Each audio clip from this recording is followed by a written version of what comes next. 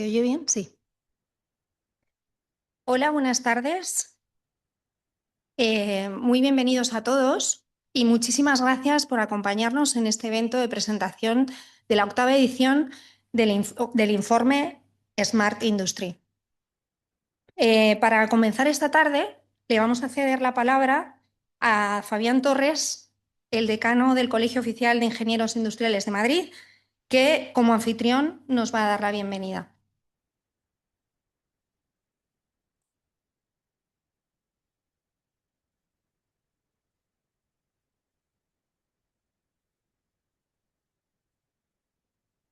Pues buenas tardes a todos, muchísimas gracias por venir. Es para nosotros, como le decía al presidente, un gran placer y un mayor honor el acoger este importante acto para nosotros, centrado nada más y nada menos que en la industria española, Smart Industry 4.0. Bueno, todo el que me vea por redes sociales, pues ya sabrá que estoy yo con la pelea del PIB de la industria manufacturera para ir acotando, porque luego iremos viendo cifras por lo que me han ido adelantando, en la que adquirimos el compromiso de llegar al 20% de PIB industrial de manufactura en España, pero eso era para el año 20.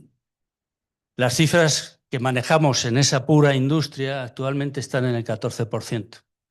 Lo cual quiere decir que tenemos ahí un reto. Yo siempre digo que a cambio, bueno, pues resulta que ahora por la industria de la defensa, que tenemos que pasar de un 1,5 a un 2 o a un 3 o a un 5, pues es probable que lleguemos a alcanzar eso en industria manufacturera y nos pueda salvar. ¿Y por qué? Fundamentalmente porque la industria lo que trae es una inversión potente que lo que crea son unos puestos de trabajo estables y con una remuneración muy importante. Y eso es lo que necesita en este momento España. Y sobre todo porque la industria lo que transforma también es todo el modelo. Y la Smart Industry lo que hace es aumentar la productividad, que es otro de los problemas graves que tenemos en España. Con lo que hasta aquí puedo leer. Encantado de teneros a todos aquí. Esta es vuestra casa, esta es la casa de la industria, de la ingeniería industrial. Bienvenidos todos y adelante. Muchas gracias.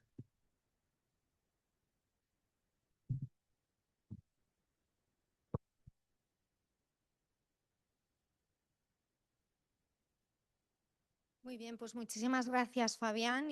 Gracias por acogernos esta tarde en el colegio, en este espacio tan bonito y tan representativo. A continuación, don Enrique Ramírez, presidente del Observatorio de Industria y Tecnología, nos dirigirá también unas palabras. Adelante, Enrique.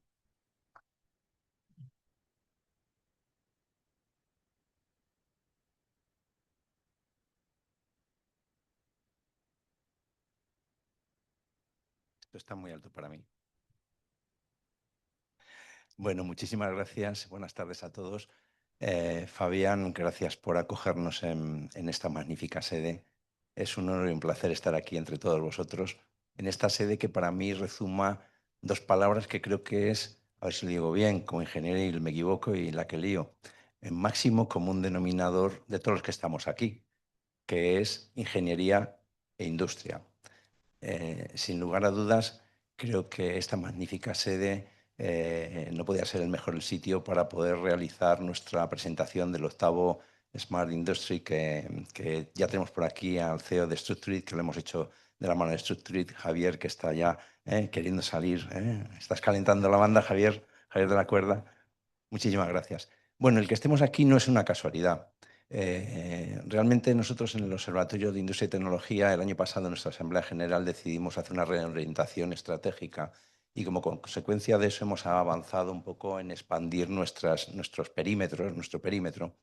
Y esta primavera firmamos una serie de alianzas estratégicas. Una la firmamos con Fabián Torres y con el COIN, con el Colegio Oficial de Ingenieros Industriales de Madrid.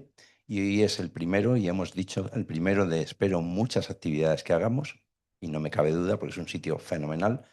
Y otra alianza estratégica que firmamos pues, poquito antes del verano con Structurit, con Javier de la Cuerda, que hemos hecho el 8º estudio, el Smart Industry. Y creo que ya son muchos años, son más de 10 años de experiencia en el que vamos viendo en estos últimos años la trazabilidad de cómo va avanzando la industria española. Y también quería dar las gracias a nuestros Global Partners, que sin ellos, sin su inestimable ayuda, pues no nos permitiría seguir avanzando en impulsar lo que es nuestro propósito, que es avanzar en la transformación digital de la industria española. Estos 10 años de experiencia y con estas nuevas alianzas estratégicas, lo que hacen, bajo mi punto de vista, es reforzar nuestra vocación de liderazgo y de alguna manera también darle sentido a esa vocación que tenemos de ser un foro de auténticos profesionales, que estáis muchos de ellos aquí, foro de profesionales comprometidos, que impulsan altruísticamente pues, ese propósito que tenemos de empujar la industria española. No me cabe duda, y soy un auténtico convencido, y después de haber leído las primeras conclusiones y los insights de lo que hoy nos va a desvelar Javier, es que tenemos una serie de retos, lo que llamamos la industria 4.0, una serie de retos y una serie de desafíos que creo que estamos encaminados y preparados para afrontarlos desde el observatorio y avanzar en ese camino en lo que ya se llama la industria 5.0 y que está un poco centrando y basándose en centrar y poner el centro y el foco en las personas, en la sostenibilidad y en la resiliencia. Así que muchísimas gracias y un placer y un honor estar aquí entre todos vosotros. Muchas gracias.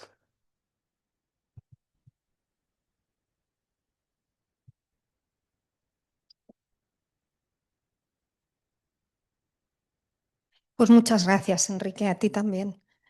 Air Automation es la asociación de referencia de robótica y automatización de España. Reúne empresas, talento e instituciones para liderar la evolución del tejido productivo en español, teniendo como objetivo una variable muy concreta, que es provocar que la industria sea más eficiente, sostenible y sobre todo conectada.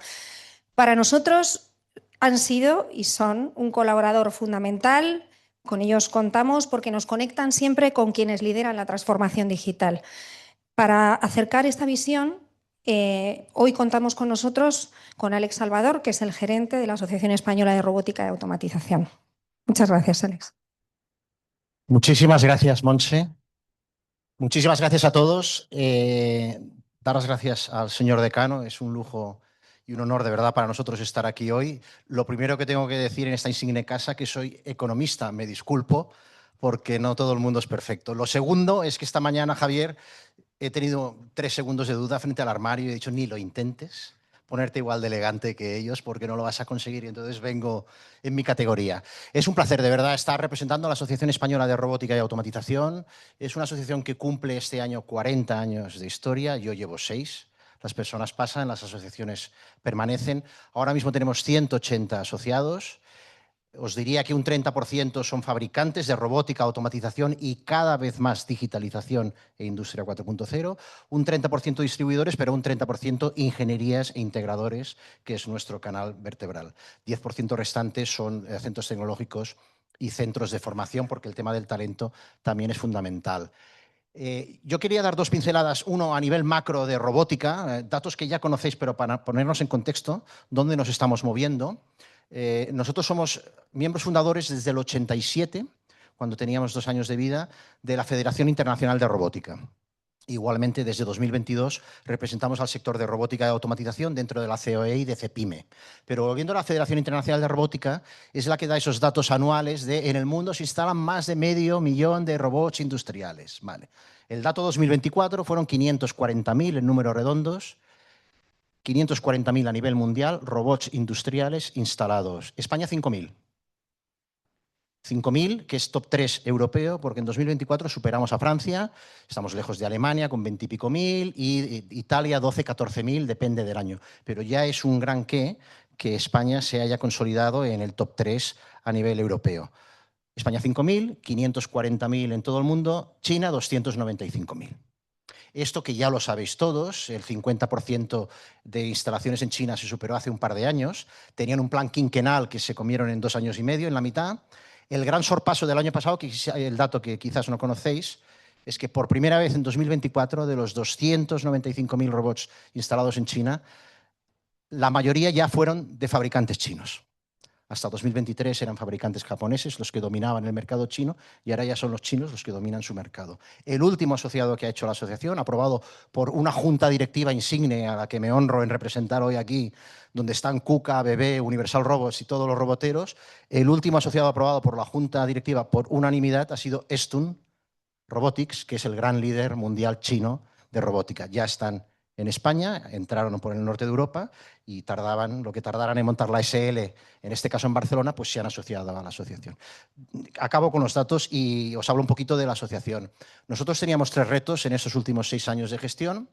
El primero, poner orden en casa y blindar la cadena de valor de robótica y automatización. Yo creo que esto se ha conseguido.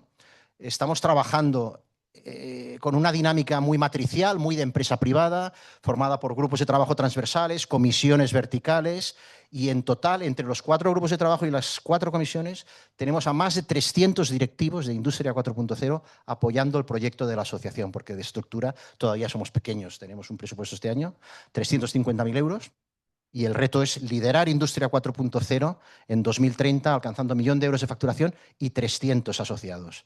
Pero a día de hoy, 180 asociados, pero 300 directivos apoyando el proyecto de la asociación. Se ha blindado la cadena de valor de robótica y automatización y estamos en pleno viaje hacia la digitalización. En segundo lugar, se ha obtenido el reconocimiento internacional. Precisamente hablamos de sostenibilidad y de enfoque centrado en las personas. En el 40 aniversario de la asociación que celebramos en Barcelona, se aprobó por primera vez una declaración que le dimos el nombre de Declaración de Barcelona on Robotics and Automation, que consiguió reunir por primera vez a los 4 grandes players mundiales de la robótica.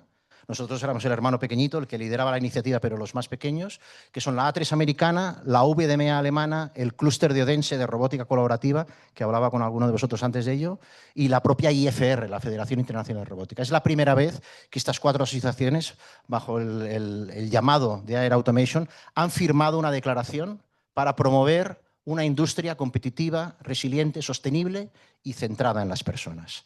Esto fue un one page, pero que tiene que desarrollarse en una serie de recomendaciones a las administraciones públicas, tanto nacionales como internacionales. Insisto, industria competitiva, sostenible, resiliente y centrada en las personas. Este era el segundo gran reto, y el tercer reto, y ya acabo, era el lobby. Nosotros, con 40 años de historia, todavía no teníamos bien controlada la navegación en Palacio, la navegación con las administraciones centrales sobre todo, y os podemos anunciar que estamos como Asociación Española de Robótica en un proyecto muy estratégico de España para promover bienes de equipo 2026-2030, y está ahí metida Air Automation, representando a la robótica y a la automatización, junto con 4 o 5 grandes asociaciones sectoriales españolas. No podemos dar más detalles, pero probablemente en enero ya se podrá publicar. Por tanto, este proyecto de crecimiento, y acabo, y Javier, me gustaría que te unieras a mí, ¿puede ser ahora? Lo estamos construyendo, esa escalabilidad del modelo de negocio de Aer hacia liderar o coliderar, con humildad pero con mucha visión, la industria 4.0 española en 2030, la estamos construyendo sobre las comisiones. La 5ª comisión que acabamos de lanzar en nuestro encuentro anual en Málaga y que podemos anunciar hoy aquí es la Comisión de Inteligencia Artificial. Y ese va a ser el patrón de crecimiento de la asociación, e indica 2 cosas. Primero, que no lo queremos hacer nosotros solos. A partir de esta 5ª comisión son comisiones híbridas con asociados de Aer y asociados externos que dominan ese vertical de Industria 4.0 más que nosotros. Y la vamos a hacer coliderada con estructura de Aer y con Structurit. Por tanto, quería dar las gracias, para acabar mi discurso, a Structurit, a Javier, por el apoyo que nos dais como asociado de Aer, por habernos ayudado a dimensionar y a poner foco en esta comisión, que no era un tema baladí, y a Montse, que la va a coliderar. Así que muchísimas gracias a todos y gracias por invitarnos.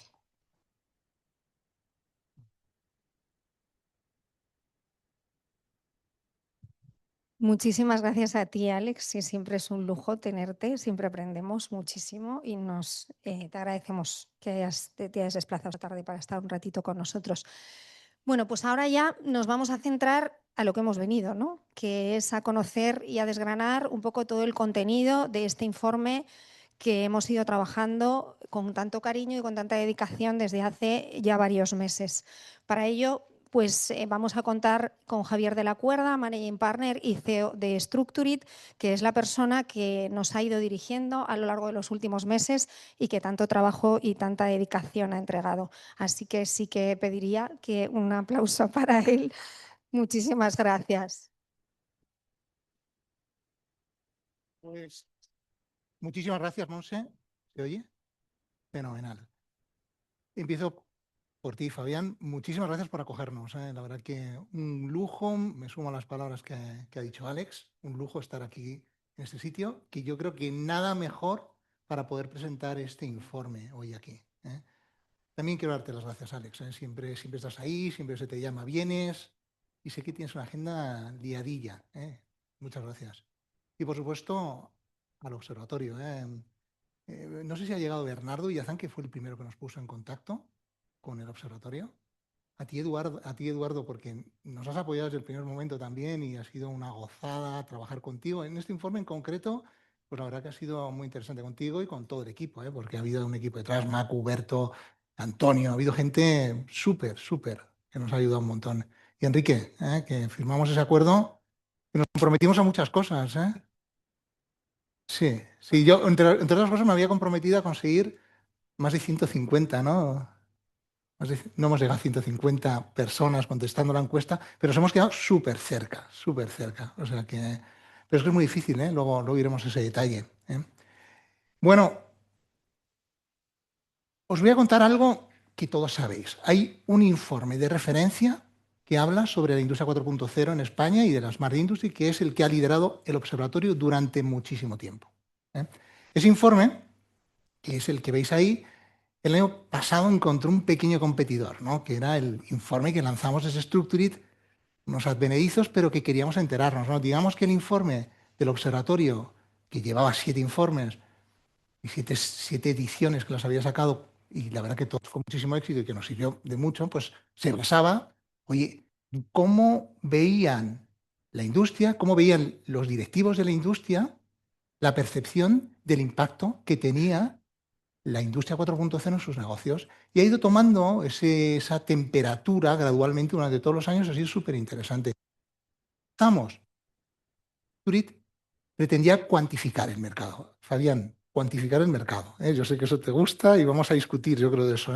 Y en esa búsqueda de cuantificarlo, nosotros lo que intentamos es, primero, ver qué es lo que está pasando en el mundo, en Europa, ver qué está pasando en la industria en España, y a partir de ahí también hacer un análisis, y eso yo creo que nos quedó bastante bien, de los players que estaban integrando sus soluciones dentro del ámbito de la industria 4.0, hacia dónde iban. Y ahí hablábamos de los proveedores de software industrial, los proveedores cloud, las grandes consultoras IT, los proveedores tecnológicos que están en la capa OT, los que están en el ámbito de automatización, gestión de los sistemas en entorno de tiempo real, y también las startups, las compañías nuevas de reciente creación.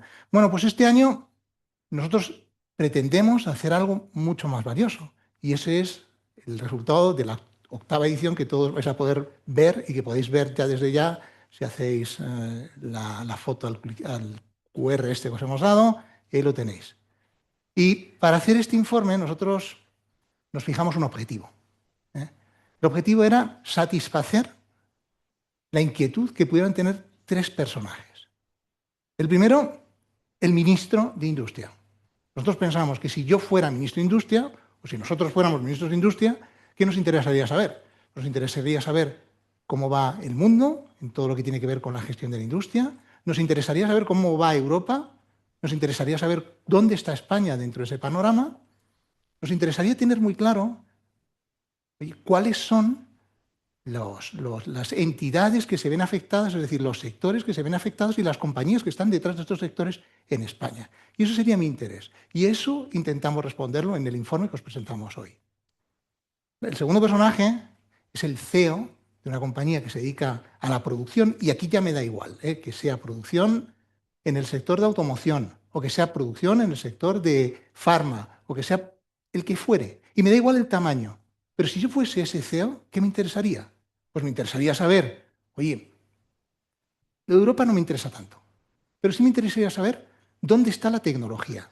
Porque yo, como CEO, estoy intentando forzar mi máquina y para ser más eficiente en la producción, y unos me dicen que esto funciona, esto no funciona. A mí me interesaría saber eso, dónde está la tecnología, como un tema importante, y segundo, me interesaría muchísimo saber dónde está mi sector, dónde están mis competidores, qué es lo que están haciendo y qué es lo que está haciendo que funcione.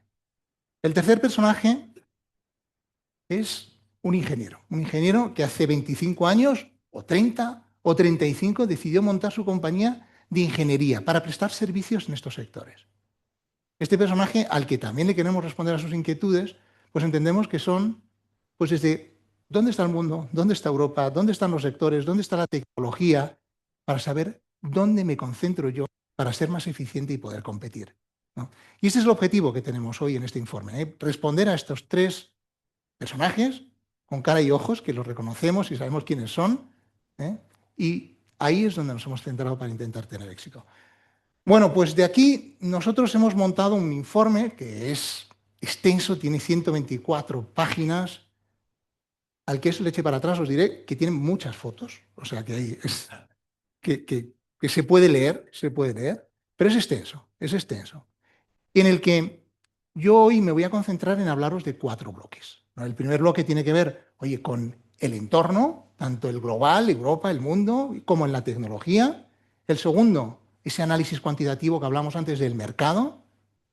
Por cierto, al ministro le queríamos haber contado que el mercado no se circunscribe de Industria 4.0, de Smart Industry, no se circunscribe, aquí vamos a discutir yo creo, Fabián, no se circunscribe a automoción y al mundo del manufacturing, porque es mucho más cross, y lo vamos a ver, ¿eh? O sea, hay mucho más tecnología vinculada con la industria conectada dentro de otros sectores, y también ahí, que donde evidentemente es probablemente el sitio donde más peso tiene.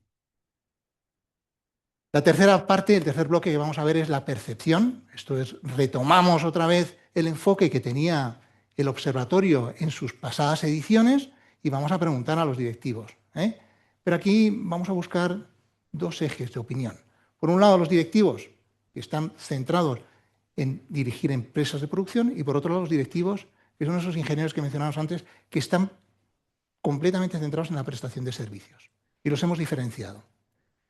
Y al final tenemos una parte de conclusiones finales donde nos atrevemos a hacer recomendaciones, ¿eh? Y están al final, yo las veo siempre cargadas de buena voluntad. Estoy convencido que habrá algunas que son erradas, pero son recomendaciones alineadas con lo que hemos entendido después de hacer todo este análisis, ¿eh? Bueno, pues vamos con ello.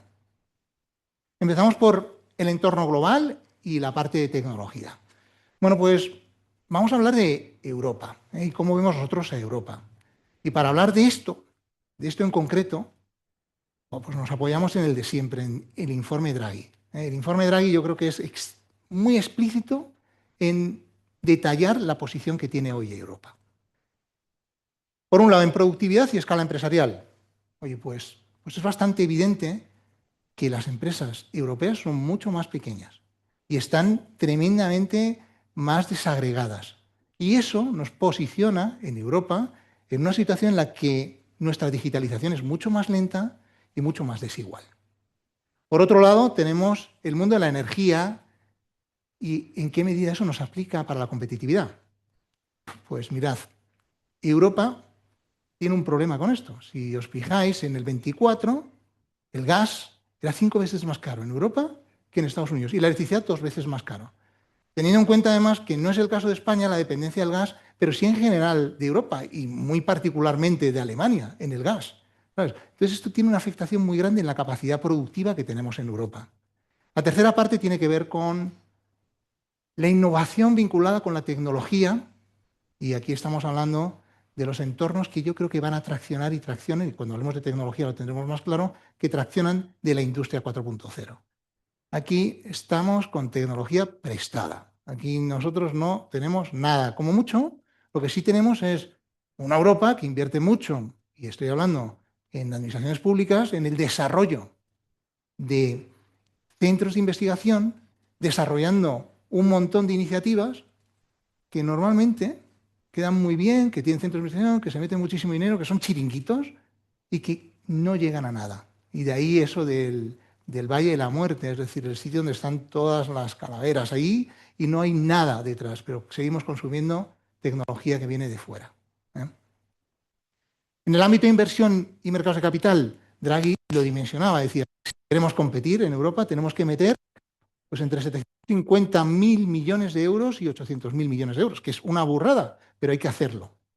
También hablando del mercado único, es verdad, la Unión Europea. De unión tiene poco, cada uno vamos a lo nuestro y esto es otra de las realidades que vivimos. Y en tanto en cuanto no seamos capaces de tener un mercado real que nos permita eso, que yo no sé hasta qué punto a España nos va a beneficiar, pero hasta que eso no lo tengamos, pues no tenemos una situación clara. Al final cada uno transponemos las regulaciones que nos marca la Unión Europea a nuestra manera y cuando queremos, y no siempre de la misma manera y no siempre con la misma eficiencia. Entonces esto tampoco nos va tan bien. Y por último, el tema del talento y movilidad en Europa. Pues yo creo que talento hay, la movilidad también, yo creo que se mueven, pero nos hacemos mayores. Europa nos estamos haciendo muy mayores y al final esto se tiene que soportar con personas que, por cierto, cuanto más jóvenes, no sé por qué, pero tienen mucha más capacidad para asumir la nueva tecnología. ¿Esto qué supone? Pues que es un problema. También es verdad que es una oportunidad porque nos va a hacer más dependientes cada vez de las herramientas que van llegando y eso también es una oportunidad para que nos reenfoquemos. Pero bueno, no es nada halagüeño. En esta foto de Europa hablamos de España. ¿Y cómo está España? Pues la sensación no es buena tampoco. O sea, nosotros, si tenemos que presumir de algo, podría ser de energía, por esto de que nosotros teníamos un montón de energía renovable. Pero también es verdad que esto no sé hasta qué punto va a ser sostenible. Y esto tiene que ver con el tema de las nucleares. En tanto en cuanto vamos desmontando nucleares, nos lo hacemos menos competitivos. Y eso que teníamos una buena situación de partida por los renovables. Pues bueno, yo creo que esto es algo que nos tenemos que mirar si no queremos que esta avanzadilla que tiene la energía pues desaparezca, ¿no? Esa ventaja que tenemos. Hablamos de inversión. Bueno, pues la verdad es que nosotros en España hemos tenido muchísima suerte con la inversión que nos ha llegado de los fondos de Next Generation, todo lo que tiene que ver es que nos han llegado 75.000 millones de euros. Bueno, nos hemos gastado 63. Nada mal. O sea, que yo creo que está muy bien, pero esto tampoco es sostenible. Pero no nos ha posicionado mal. Y luego ya entramos en todo lo demás. Tenemos mucho talento, muy bueno, pero igual se hace mayor, tampoco podemos sacar pecho de eso y tampoco parece que se promueva mucho en nuestro país esto de la natalidad. O sea, tenemos unas circunstancias que tampoco nos ayudan. Entonces, no es muy sostenible. Y donde no entramos, donde estamos fuera de juego completamente, es en el ámbito de productividad y escala. Nosotros dependemos mucho de pymes y hablaremos de pymes también luego, y que generan mucho trabajo y que son tal, pero a las que tampoco se les ayuda demasiado. Y el mundo y tecnología, que tampoco nosotros estamos inventando nada. De nuevo, muy en línea con lo que hace Europa. Bueno, pues esto es la foto. Yo diría no muy positiva. Oportunísticamente yo creo que podríamos mejorar, pero necesitamos reenfocarnos. Y a lo mejor aquí, de los que estamos aquí, no nos toca ninguno, pero alguien se... Cuando hablamos de tecnología, la hemos agrupado y hemos hecho las 5 familias que venía agrupando en su informe. El observatorio de Smart Industry las agrupaba en conectividad y datos, inteligencia avanzada, experiencia y simulación y ciberseguridad, ¿no? En los colorcitos verdes vais a identificar todo aquello que tiene una tecnología con un nivel de madurez suficientemente bueno. Es decir, no hay excusa. Eso está en un punto de implantación en el ámbito de la industria suficientemente bueno. Y lo que está en blanco son aquellos que yo creo que tienen todavía que tener desarrollo, ¿no? El mundo de la IA generativa, que está muy de moda, entonces cuando hablamos de ello, oye, la verdad es que todavía tiene recorrido, o igual nos pasa con los control towers, los sistemas estos que son capaces de monitorizar todo, ya sea con digital twins o con lo que fuera, pues ahí no hay nada específicamente bien desarrollado como para que sea copiable. Los cobots, que he hablado antes hace un rato, Alex, los robots colaborativos, ya sean humanoides o como fueren, pues tampoco están todavía más allá en un modelo experimental, aunque muchos dicen lo tenemos, pero yo creo que es solamente por el efecto wow que produce en una planta el tener un robot colaborativo, pero todavía le queda recorrido. La realidad aumentada, eso yo no sé si le queda recorrido empezar o desaparecer, porque no hemos visto nada más allá que para el mundo formativo, que ahí sí que tiene bastante sentido. Y el ámbito de regulación donde yo creo que no es tan mala. Hay ámbitos donde pueden decir, no, la regulación es mala, no, la regulación es buena. Pero yo creo que todavía queda mucho por hacer. O sea, y te encuentras regulaciones como, por ejemplo, en el ámbito de seguridad, la NIS2, que ya existe la directiva europea, pero todavía no la hemos transpuesto en España y todavía no sabemos cómo hacerlo. Nos crean la AI Act, que es la normativa que regula la inteligencia artificial para las empresas en la Unión Europea. ¿Y qué sucede? Que nos lo sueltan y eso no hay quien lo dijera. Vamos, es un sentimiento de culpabilidad para todos los que montamos algo de IA en nuestras empresas que no sabemos. Y los papeles que firmamos, no sabemos a lo que nos está comprometiendo, pero a unas multas enormes, ¿no? Yo creo que esto hay que intentar ordenarlo mejor. Bueno, pues en esta foto de tecnología, ¿dónde está la industria en España? Pues aquí están las valoraciones que nosotros hacemos, donde vamos del 1 al 5. El único que tenemos un 5 es en regulación, que por cierto no está muy desarrollado. Pero en la regulación la cumplimos. Cuando nos obligan, cumplimos. Ahora, lo demás, pues yo creo que tenemos muchas posibilidades de desarrollo. Cloud computing nos tenemos que desarrollar. En el mundo IoT, pues yo creo que la industria pues más o menos está entrando y que ya van metiendo sondas que se van conectando. Yo creo que eso lo tenemos bien. En la parte de telecomunicaciones industriales, yo creo que estamos más o menos bien. Nos queda poner cierto orden en diferenciar la red IT con la red OT, ese tipo de cosas, pero más o menos hay cosas. Los data lakes industriales, muy por desarrollar. Es decir, estamos todavía en los data lakes que tienen que ver más con el mundo IT, ordenándolos, y más o menos los tenemos, aunque la verdad que el gobierno que hay ahí no siempre es el mejor. En el mundo industrial yo creo que estamos muy por detrás. De Machine Learning, históricamente yo creo que se ha hecho mucho en la industria, mucho en visión artificial, porque hay sistemas muy interesantes, pero también hay mucha posibilidad de desarrollo, y la IA generativa, lo veremos después, mucho por recorrer. Bueno, yo creo que todo esto, robótica, le hemos puesto un 3. Y Alex ha dicho que nosotros estamos muy bien en España, bien posicionados. Las pymes no tienen apenas robótica. Esperemos que con el plan PYME ya seamos capaces de darle una vuelta y podamos crecer. Yo creo que las grandes compañías esto sí lo han sabido digerir y lo tienen bien implantado. Fabricación aditiva, esto utilizan las impresoras 3D.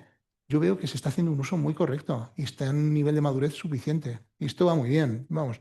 Digital Twin, yo creo que queda mucho por desarrollar los gemelos digitales. Hay cosas, pero todavía hay mucho por hacer.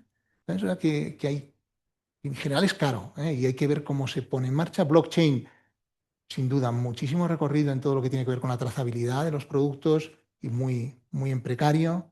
Ciberseguridad o TIT se empieza a hacer cosas, pero esto sí que, y ya lo veremos, es lo que preocupa a todo el mundo. O sea que esto es un poco lo que podemos contar de la visión tecnológica y de cómo las compañías en España lo estamos adoptando. Nos metemos en otro mundo, en el análisis cuantitativo del mercado en España. Esto ya incita, Fabián, alguna discusión. Bueno, la primera discusión es esta. ¿Qué entra dentro de Smart Industry? ¿Qué es de que decimos qué entra y qué no entra? Pues bueno, porque esto no está definido. ¿Y nosotros qué hemos hecho? Pues todo lo que son bienes de equipo los hemos dejado fuera. Es lo que está a la izquierda de la pantalla que vosotros podéis ver. A partir de ahí hay una discusión. ¿Los robots son y han de estar comprendidos en bienes de equipo o no? Yo creo que son bienes de equipo. Portan igual que si fuese una centrifugadora o una máquina que sea de control numérico y que no la debemos de contemplar y no la hemos contemplado en este informe. Nosotros lo que hemos contemplado son los sistemas de control, la sensorización, todo lo que tiene que ver con los sistemas de visualización que nos permiten utilizar inteligencia artificial. Todo eso sí. Y a partir de ahí, la sensorización entra también el software industrial, SCADAs, los MES, todo eso entra. Entran las plataformas de conectividad Edge, con toda la conexión hacia el siguiente paso, el consumo cloud y todo lo que tiene que ver con sistemas y servicios que se prestan en modo SaaS, PaaS o IaaS de entre las clouds, pues eso entraría, y por supuesto los servicios profesionales, que son los recursos prestando servicios para implantar todo eso que hemos hablado. Aquí nos hemos restringido. Y he anticipado, Fabián, que estos son los sectores que nosotros percibimos que se ven afectados por Industria 4.0. No nos quedamos solamente en el primero, que es Automotive y Manufacturing, que ciertamente es el 14% del PIB, lo que está diciendo a día de hoy el INE, y esto coincidimos, ¿vale? Pero nosotros pensamos que los sistemas que soportan las utilities, las compañías de energía, también, y no solo de la producción, es que entra en la producción, entra en la distribución, entra en la comercialización con los smart meters. Estos son sistemas que están todos implicados en esto de la industria 4.0. Retail y transporte, pues bueno, supply chain son sistemas. De esto Berto nos hablará luego, yo creo, en la mesa redonda. El mundo de food and beverage, claramente, el mundo de farma y químico. Estos dos los hemos separado porque, y veis que hemos hecho agrupaciones que os pueden sonar razonables o no. Nosotros lo hemos intentado hacerlo más razonable, pero es que farma y químico, que tienen mucho de procesos industriales similares a los que se gestionan en el proceso de líquidos dentro de food and beverage, como tiene tanto impacto la regulación en el ámbito de farma, pues por eso lo hemos decidido separar. Y public sector, que también, el mundo de las smart cities, hay muchísimo equipamiento, infraestructura que hay que gobernar, controlar, conectar y gestionar, como gestionamos todo lo demás desde la industria 4.0. Estos sectores los que hemos considerado. Además, nosotros los hemos definido por tallas y hemos hecho estas tallas, las hemos estandarizado más o menos con cierto criterio para tener alguna homogeneidad. Luego explicaremos por qué cuando veáis los números. Y ahí hemos sacado los números. Los números, os puedo asegurar que es una tabla con muchísimo detalle, con muchísima cocina detrás de eso, pero que os la voy a contar, cómo ha sido la cocina. Nosotros hemos cuantificado y sectorizado INE a, yo no sé si esto se me va, se me viene, si me veis, cojo micro y me anulas este. A ver ahora. Vale. Pues hemos cogido los datos del INE y los hemos agrupado en función de lo que nos marcaba ahí. Los hemos agrupado en las tallas que hemos definido y los hemos agrupado según la sectorización o los grupos de sectores que hemos establecido. Luego hemos mapeado las ventas por sector y talla. Aquí hemos de nuevo utilizado el INE, pero también ya nos hemos ido a empresas que nos han ayudado, que son los grandes analistas, donde están los Boston Consulting Group, donde están todos estos que tienen un montón de informes, pues con esos hemos conseguido, pues estamos hablando de 60 analistas y lo veréis en la bibliografía que han sido consultados. Después hemos entrado a hacer el análisis de la inversión en Industria 4.0 en función de lo que ha sucedido hasta el 24 desde el 20 y hemos proyectado lo que pensamos que va a suceder en el 25 hasta el 30 y esto lo hemos hecho en base a lo que dicen los analistas que va a ser. Y finalmente lo hemos extrapolado, hemos sacado la información, hemos decidido cuánto es de eso lo que vamos a consumir en recursos profesionales y ahí más o menos en un estándar que hemos ido hablando con la gente y que me dicen los analistas que les parece razonable, es que estaría entre el 15 y el 20% el impacto de servicios profesionales sobre lo que es licencias, equipamiento, en todo lo que hemos visto antes, ¿no? Es decir, todo lo que tiene que ver con personas, ¿no? Y a partir de ahí ya nos han salido pues, muchos datos. Os voy a simplificar la lectura de algunos de ellos. Para empezar es que compañías que facturan más de 5 millones de euros que están en los sectores que hemos contemplado, pues hay algo más de 88.000 en España. Eso es lo primero. Y de esas 88.000, la gran mayoría están metidos dentro del cajón de retail y transporte. ¿Vale? Pequeñas tiendas que venden, bueno, pequeñas no, ya 5 millones es una tienda, no es pyme, pero es una tienda. Pero ya de ahí llegamos hasta los Inditex o hasta los Mercadonas. Con todo esto, ahí es donde más compañías hay. Después nos encontramos el mundo de automotive y manufacturing, que es significativamente más bajo, pero proporcionalmente importante. Luego nos encontramos el mundo de food and beverage, public sector, energy, water, utilities y pharma y química, lo último. Y en función del tamaño, ninguna sorpresa si os digo que la gran mayoría son pymes, lo que tenemos en España. ¿Vale? Y a partir de ahí, pues bueno, lo demás pues ya son, hasta que llegamos a las compañías que facturan más de 500 millones, pues nos encontramos, pues yo creo, una caída demasiado grande y normal, ¿no? Para lo que nosotros podemos estar esperando. ¿Cuál es el resultado del análisis que nosotros hacemos de la inversión que van a hacer las compañías en Industria 4.0 en función de los sectores? Pues bueno, lo que vemos claramente es que el que más invierte y va a invertir en sistemas de Industria 4.0, es decir, en conectar los sistemas y sacar valor de esa conexión, los sistemas con el mundo más informacional, los operacionales con los informacionales, es el mundo de automotive y manufacturing. con una contribución del 14% del PIB. Luego entraría el mundo de energy, water y oil, que tienen bastante inversión, pero bastante menos contribución al PIB. Luego, con mucha contribución al PIB, pero con mucho menos inversión, nos encontramos a retail. Y a partir de ahí, pues bueno, todo lo demás. Lo último que vemos en inversión es sector público. Y eso es verdad, porque no tiene una política y, sin embargo, tendría mucho sentido eficientar esto de las Smart Cities que se habló, que se puso muy de moda con Barcelona y tal, y que yo creo que al final ha quedado en que no se ha hecho mucho mejor de lo que se venía haciendo, ¿no? Y sin embargo hay mucho más que se puede hacer. En lo que tiene que ver por las tallas, pues claramente empresas grandes aportan más al PIB y tienen más significación en el PIB y además tienen una mayor inversión. Y esto sí que va cayendo en función del tamaño de las compañías. Cuando vemos la gráfica de ya, ahora quiero saber cuáles son los sectores en función ya de talla y lo anidamos todo para saber quién consume más y dónde. Si yo fuese ese ingeniero que tengo en ingeniería, ¿dónde me tengo que centrar para sacar más valor en el mundo de la industria 4.0? Pues vemos que lo primero es claramente automoción, luego retail, luego energy and water, las compañías grandes. Aquí nosotros, y esto lo tengo que confesar, en Structure teníamos una discusión. ¿A qué compañías vamos? ¿Cuál es nuestro mercado objetivo? Esa es una discusión que yo la tengo muy clara, pero aquí hay gente que me dice, tenemos que ir a por las pymes, porque ahí no va nadie. Si no se gasta en nada, ¿dónde vamos a ir? Nosotros tenemos que ir a por las grandes. Pero además, si lo miramos de esta otra manera, es decir, ¿cuánto van a invertir por compañía?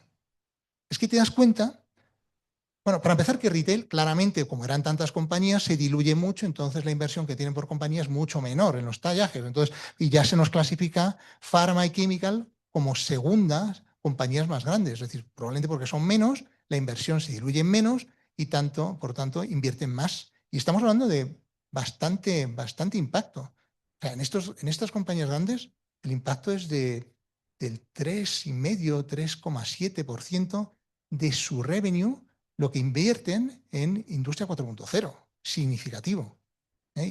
Y a partir de ahí, pues te vas hacia abajo y te encuentras que las pequeñas, las muy pequeñas, iban a comprar un Alexa, un Smart Meter para poder medir la electricidad, poco más. Y yo, si fuese ministro, ¿qué haría? Pues no sé, yo le miraría y diría, oye, lo razonable sería hacer que las pymes crezcan más.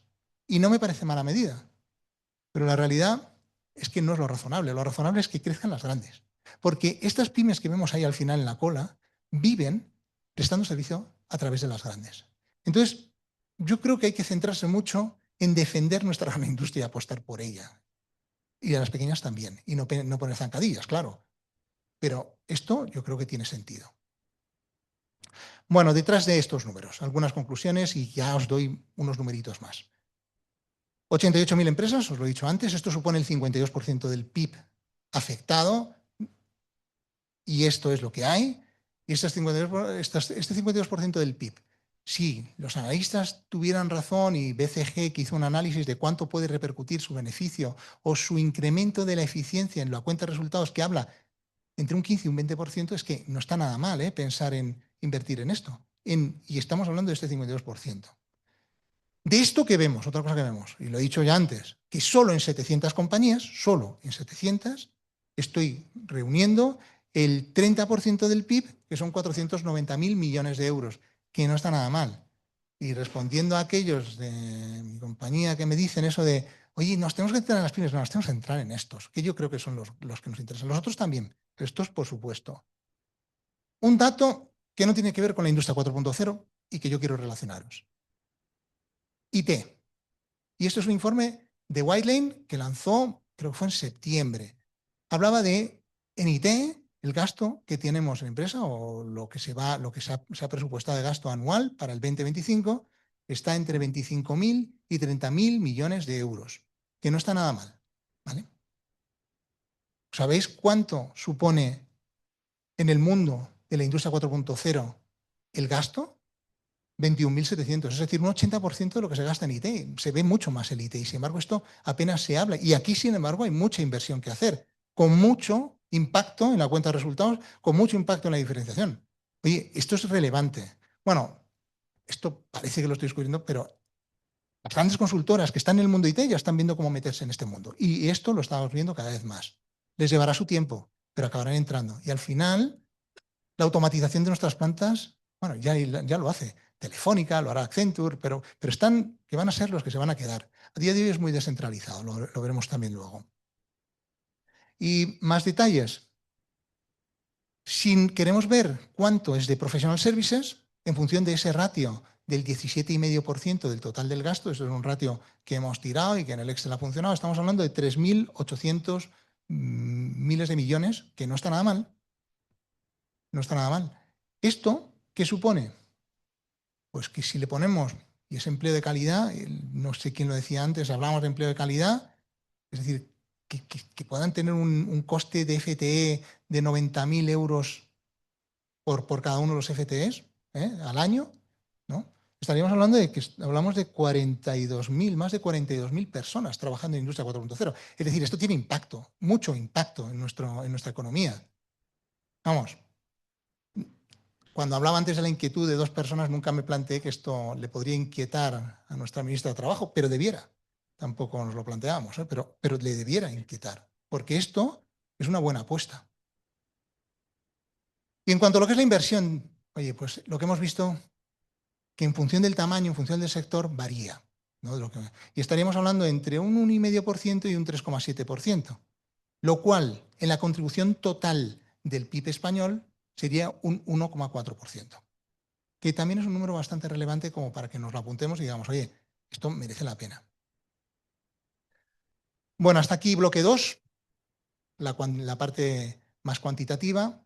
Entramos en la percepción de los protagonistas, que esto se ha conducido, como se ha venido haciendo durante los últimos 7 años, este es el 8º, mediante una encuesta. Una encuesta que es muy difícil, es muy difícil de conseguir. Yo la verdad que era muy optimista pensando que íbamos a conseguir muchísimos. Os puedo asegurar que lo intentamos de muchísimas maneras. O sea, yo creo que pusimos en una revista del medio industrial que nos garantizaba que iba a mandar 12.000 mails y lo iba a hacer 3 veces para que la gente contestara la encuesta, y nadie contestó de estos, ¿no? Y ya veréis quiénes han contestado. De aquí, pues casi 150 compañeros han contestado. No está nada mal, ¿eh? Nosotros esperábamos que esto tuviese más impacto. Bueno, decía antes que hemos dividido entre las empresas que producen y las empresas que prestan servicios y que integran dentro de las que producen, ¿no? Dentro de los que producen, estamos hablando de aproximadamente 80 compañías. 80 compañías han contestado, 80 respuestas tenemos dentro de este ámbito y con un perfil pues, bastante identificado. Para empezar, estamos hablando de que el 50% de las compañías eran empresas grandes, de las que llamamos XXL, que facturan más de 500 millones de euros. ¿Eso por qué?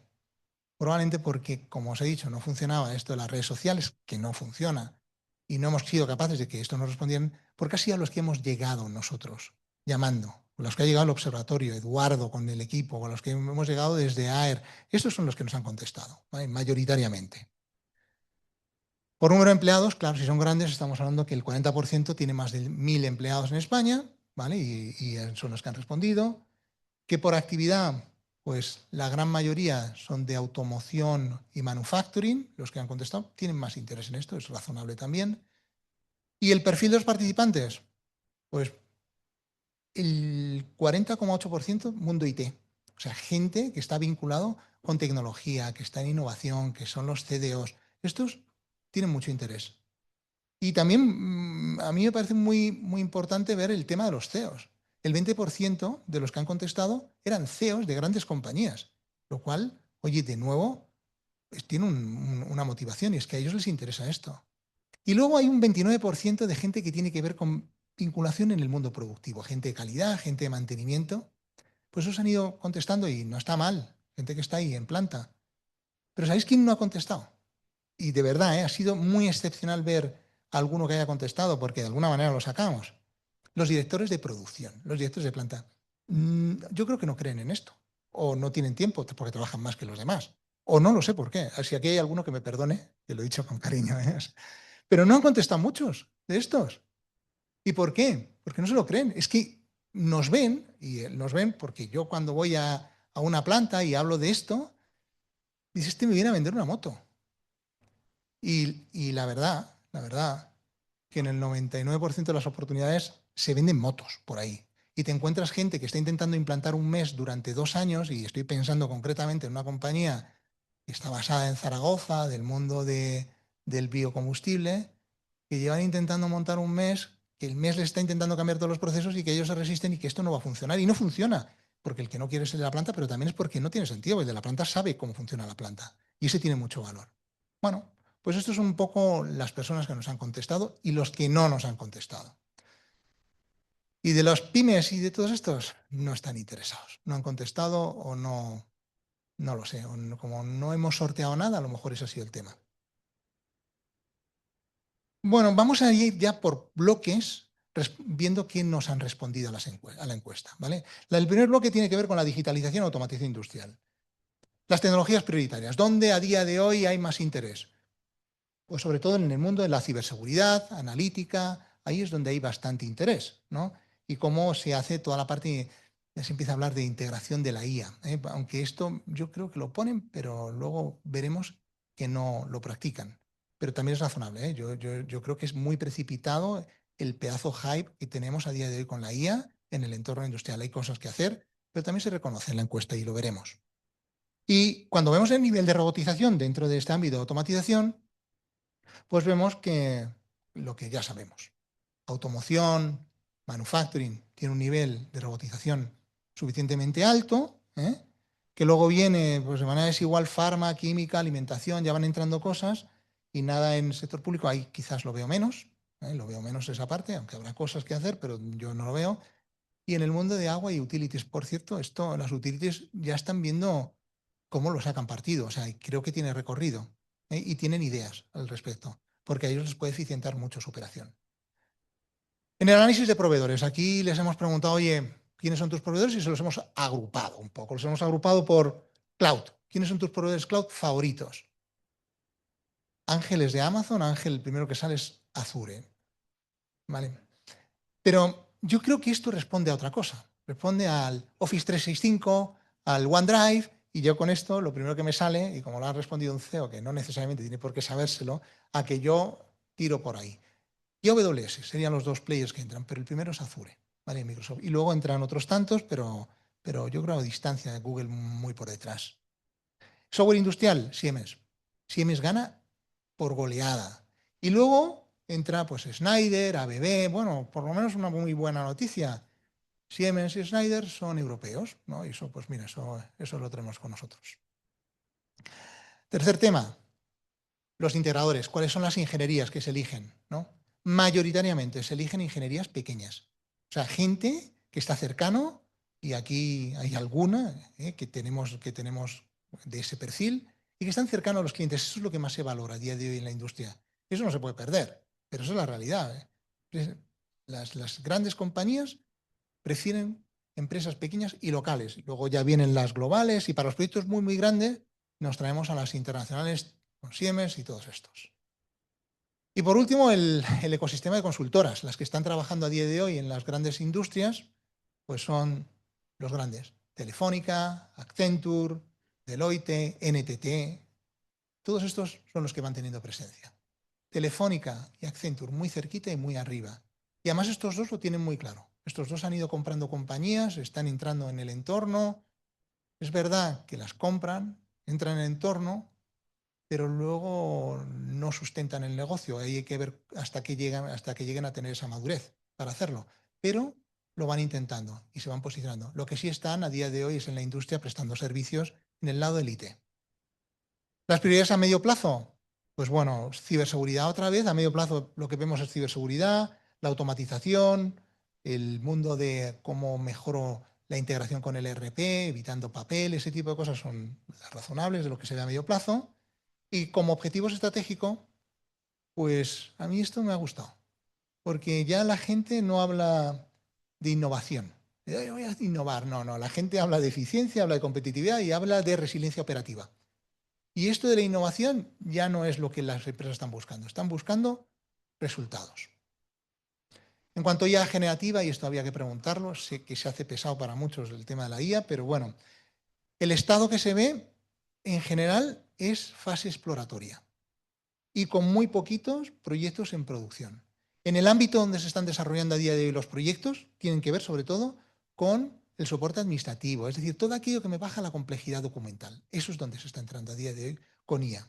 Y las plataformas utilizadas, de nuevo, IA, IA Azure, es la que se está comiendo todo de la mano, sobre todo del ChatGPT y ese tipo de soluciones que realmente pues, están respondiendo. Y ahí se le está sacando provecho. ¿Vale? Y con el Copilot y tal. No es siempre el mejor de los provechos, pero se le está sacando provecho. Nos metemos en el mundo de los integradores. Los integradores. Pues lo primero es entender quiénes han contestado. Bueno, la muestra ha sido buena que hemos tenido. Aquí yo creo que los que nos han contestado, tanto por parte del observatorio, muchos, como también por parte de AER, que han venido muchos también, que están en el mundo de la integración, pues cubren bastante bien el espectro de automatización, software industrial, integración. Esto nos está muy bien.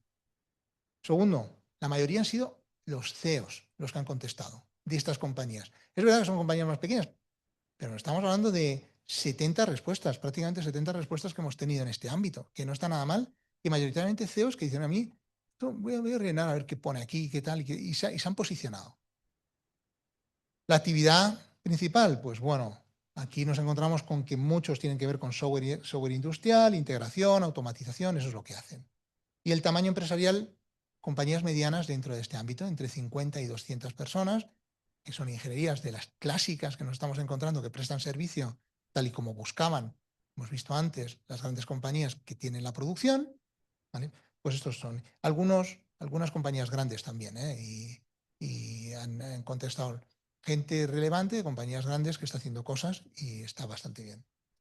Bueno, yo creo que una visión estratégica la que vamos a ver en esta parte, a mí me ha parecido bastante interesante cómo se pronuncian respecto de su visión de la situación actual y del futuro. Y lo vamos a ver ahora.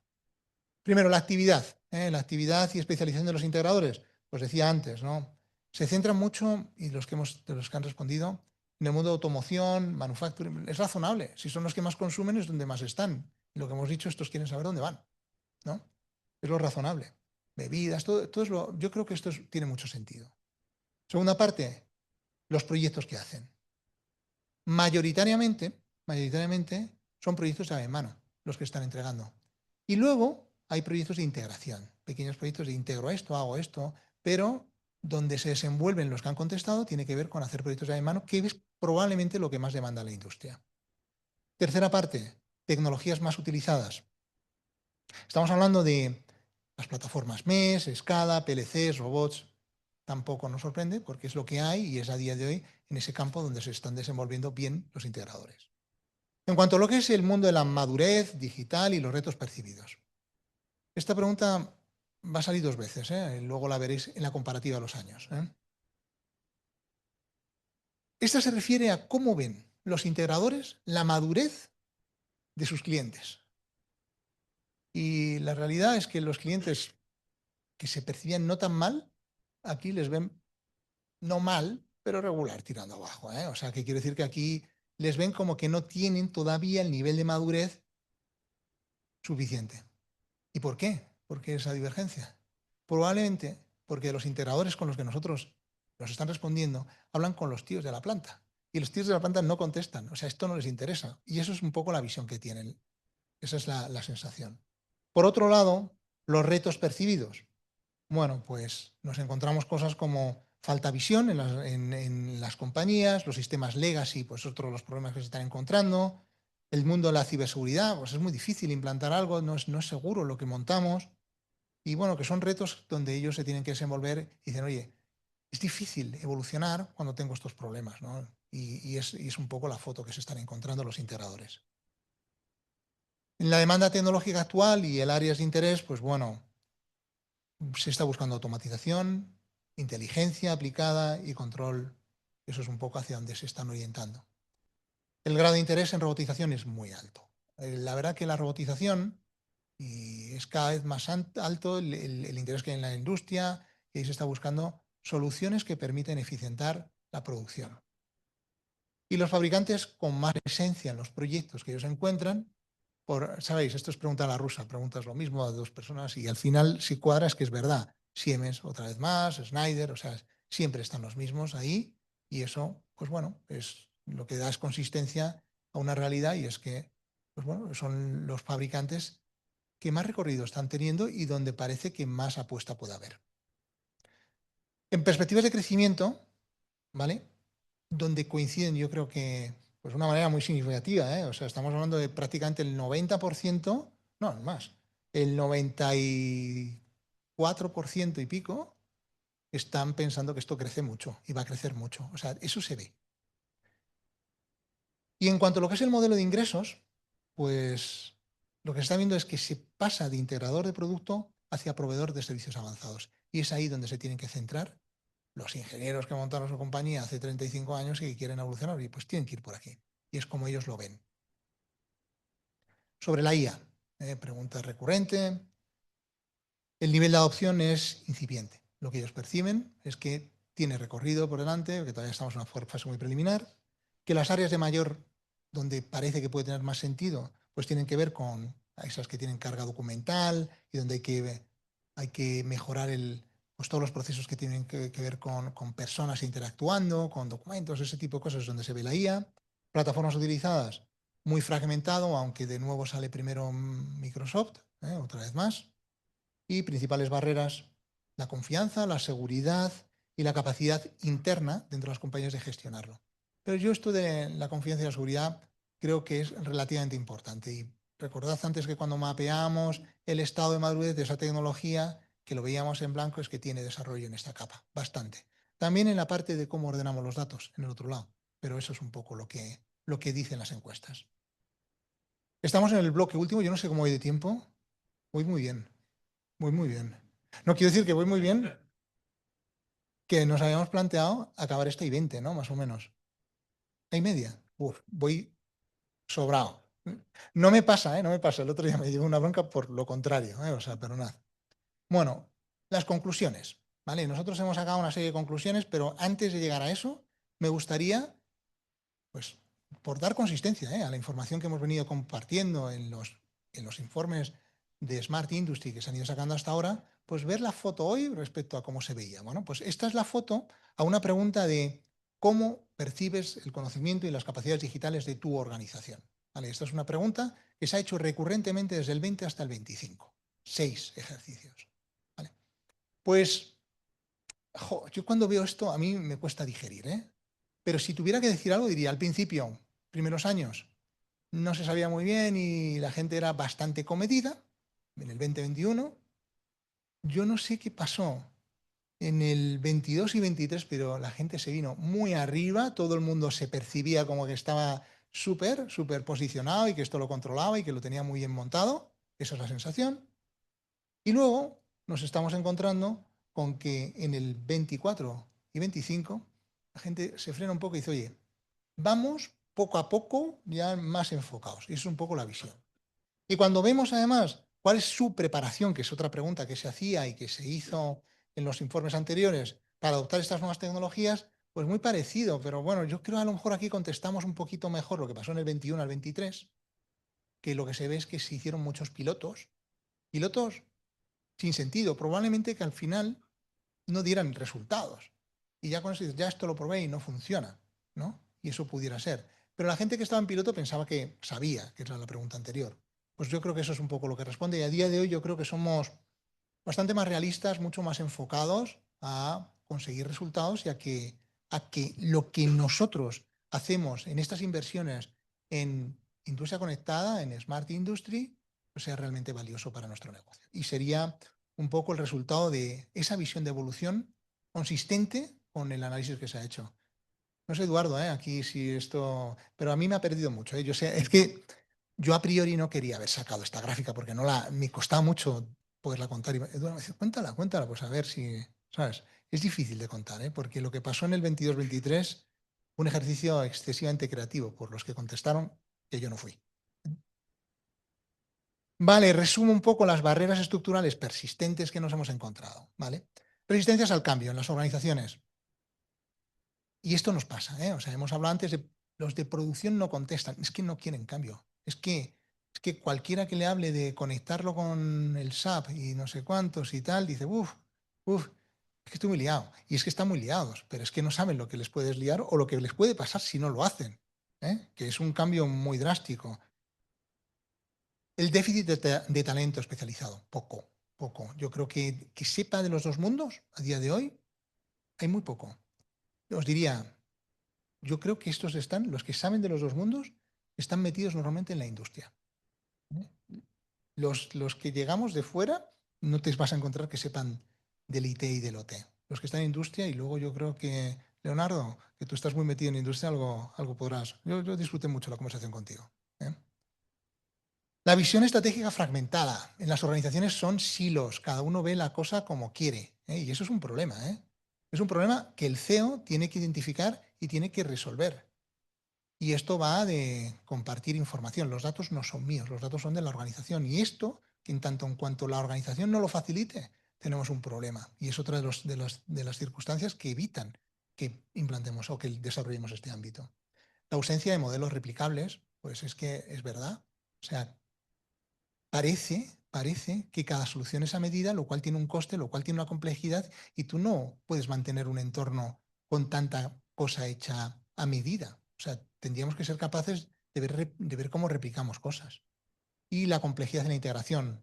Las redes IT y las redes OT que no se hablan, que no se ven, ese tipo de situaciones se nos dan. Y esa es una situación que es lo que evita e impide que muchas veces podamos implantar la tecnología que nos facilite hacerlo. Palancas de crecimiento. La tecnología, yo creo que el nivel de madurez es alto. ¿Conmigo? Vale. Es alto, muy alto. Y yo creo que la posición es buena. Segundo, el impulso a los proveedores cloud. El impulso que están dando los proveedores cloud.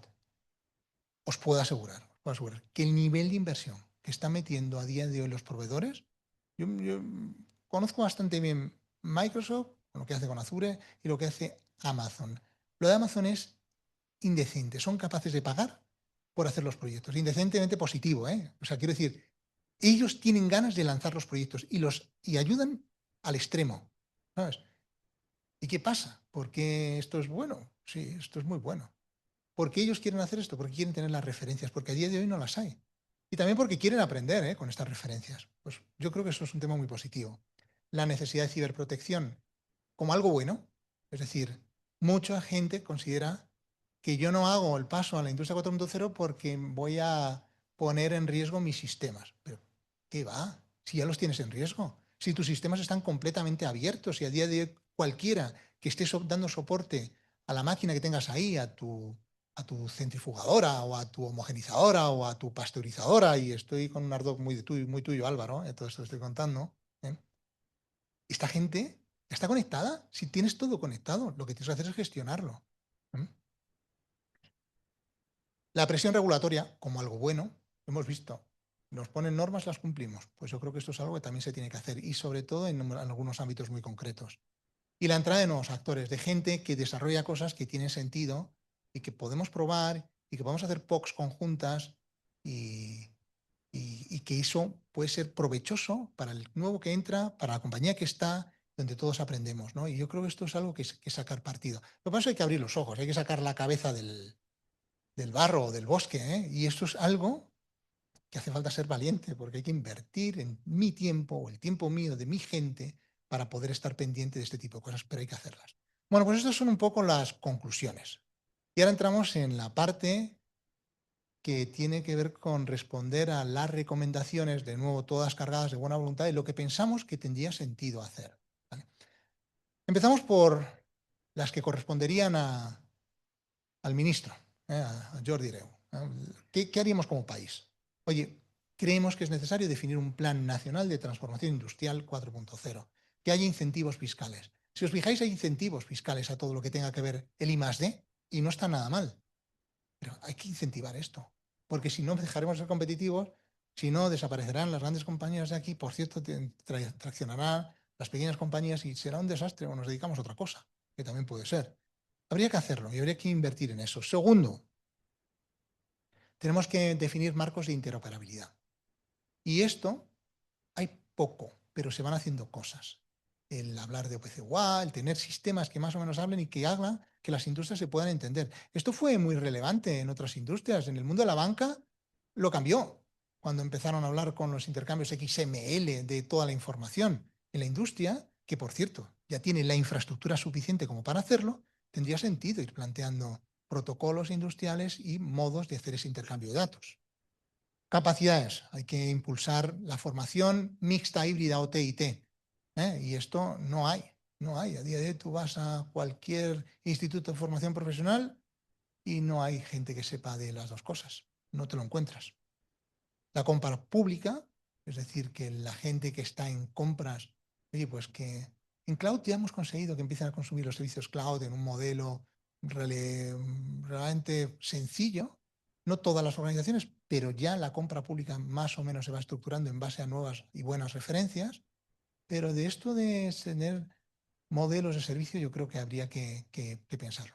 Por último, esto lo pido porque no sabéis lo costoso que es hacer los números. O sea, yo pediría que ya que tenemos un observatorio de industria que existe a día de hoy dentro del Ministerio de Industria, oye, pues que defina unos KPIs anuales por sector, por talla, a poder ser como los que hemos definido nosotros, para trabajar menos, ¿sabes? O sea, porque es que si no es irte a buscar en toda esta marisma de datos que tiene el INE es muy complicado. Vale, nos vamos a las empresas que están en producción, en las que tienen capacidad productiva. Y aquí los hemos segmentado por grupos, de nuevo grupos de sectores, ¿no? El primer bloque es el que tiene que ver con automotive, manufacturing, food and beverage, pharma y química. Y las hemos diferenciado las recomendaciones en el tamaño, ¿no? Las que son grandes, oye, que piensen ya en el Digital Twin, que lo definan y que digan, oye, yo quiero tener un control, un sistema de control que me permita monitorizar todas mis plantas. Es un sitio donde tenga todos los indicadores que sean válidos de negocio, que además pueda ver el tiempo real, que pueda ver el histórico y que pueda proyectar casos utilizando sistemas de Machine Learning. Esto sería razonablemente algo que debieran de estar haciendo ya las compañías grandes.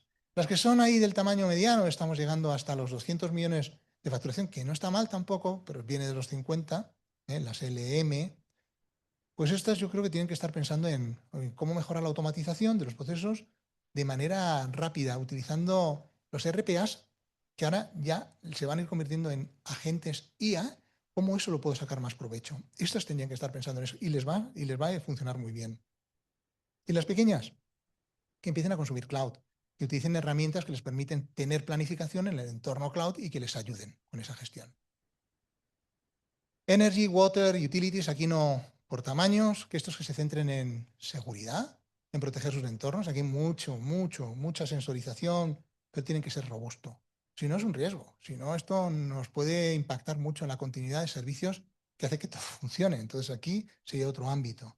Y también el tema de prestar servicios de mantenimiento remoto en tiempo real.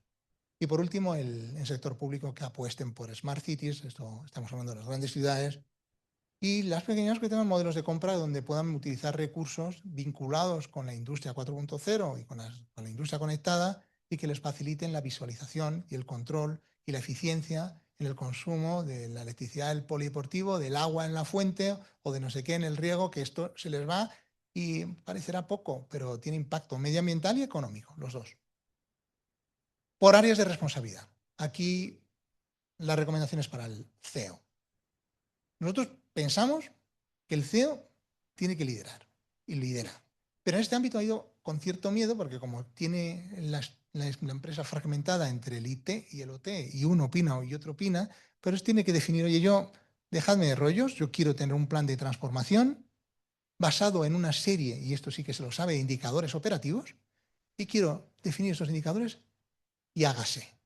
Pero vinculado con eso, solo se podrá hacer si utilizamos las fórmulas de la industria 4.0. Los directores de planta y producción, yo les obligaría, les retorcería el brazo a decir, define tres casos de cómo utilizar la industria 4.0 y que tengan rentabilidad en 12 meses. No quiero que me hagas un pilotito aquí porque quieres probar no sé qué, que de esto hay mucho. Yo quiero que me digas qué casos me vas a dar que en 12 meses sea rentable y tenga un ROI suficiente en base al coste total de hacer esa inversión y en 12 meses sea positivo. Tercera cosa, pues los CIOs. Los CIOs que están metidos en todo y que les interesa mucho y que son buenos en general, son buenos. Lo que pasa es que en muchos lados también se les ve como el enemigo, pero que se centren en tener los datos ordenados, que se meten en tener unos data lakes, primero en el lado IT, pero también en el otro lado, para poder soportar todo esto. Y esto es muy relevante. El gobierno del dato es lo más importante para poder utilizar los sistemas que nos vienen de la mano de la IA generativa. Pues esto es relevante que se haga. Recursos humanos, que apueste por la formación, o sea, que está bien el curso de prevención, pero que les dé más cosas. Compras, pues que estén abiertos a gestionar la compra de esta manera. Y los integradores tienen muchas recomendaciones, en función de la tipología. Oye, son integradores que integran equipamiento. Oye, pues tenéis que ir a más valor añadido, no os podéis quedar con eso. Si os quedáis con eso, desapareceréis. Los que están en el desarrollo de soluciones. Oye, pues establecer alianzas estratégicas con socios que te permiten ese crecimiento de tu solución. Ya sea un proveedor de servicios cloud, ya sea quien fuere. Pero esto tiene recorrido. Las ingenierías, que dicen, oye, yo doy una solución completa. Pues no completa, más allá. Empezad a hablar ya de la eficiencia, la conectividad, ya no es que te monto este cacharro, sino que lo vincule con ese tipo de cosas. Y las consultoras, las empresas que entramos en cada una de las compañías, que nos lo sepamos, que conozcamos el sector. Porque no podemos vender lo mismo en uno que en otro y esto adolecemos muchas de las consultoras que entramos cuando nos aproximamos a cualquiera de los clientes y eso nos hace menos creíbles. En el mundo de la provisión del servicio, estaríamos hablando de los que van con proyectos ya en mano, oye, añadir datos y probablemente empezar a definir otros modelos de venta que tengan que ver con modelos vinculados con el revenue, con la eficiencia, ese tipo de cosas, yo creo que tiene sentido. La venta de producto de integración, los que están ahí, oye, pues que vendan más cosas, que vendan mantenimiento, que vendan formación, que vendan una mejora continua, que vinculen más su producción a eso. Los que están licenciando sus soluciones propias, que estos hay unos cuantos que definen, oye, pues probablemente que crezcan en capacidades comerciales y en la internacionalización. Si no crecen, estos no van a llegar a ningún lado y eso lo tienen que ver de manera muy clara. Tienen que ver un mercado más allá que el local. Y los que están en el mundo de soporte y mantenimiento, pues por supuesto mejorar la predicción, prestar servicios mejores de cuadros de mando que te permitan mejorar y meter soluciones de Machine Learning que te permitan predecir, ese tipo de cosas. Y los que tienen, y ahora ya vamos a la clasificación por mix de ingresos, los que tienen más del 70% de sus ingresos vinculado a la prestación de servicios profesionales, que es una muy buena foto, igual, apaláncate al éxito de tu cliente en función de los resultados. Los que están en un equilibrio 50-50, oye, paquetiza tus servicios, da la diferenciación de la mano de productos mucho más válidos. Y por último, los que tienen más producto, los que venden más producto, oye, mete el componente digital, habla de otras cosas, porque si no, solamente vendiendo cajas, estás en un entorno de commodity que te llevará a desaparecer.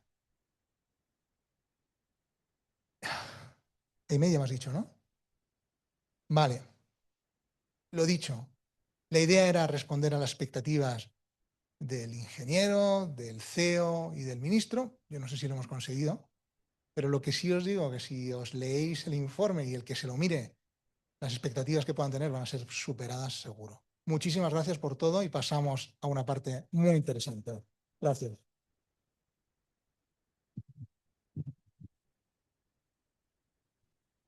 Pues muchas gracias, Javier, muy ilustrativo. Pasamos a continuación, tenemos una mesa redonda, hemos organizado una mesa redonda. Creo que tenemos que revisar algún micro.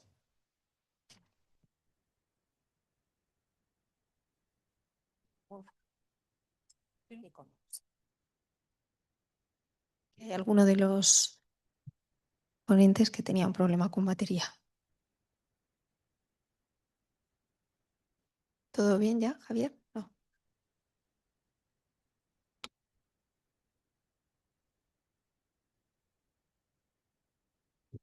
Pues todo bien, podemos arrancar.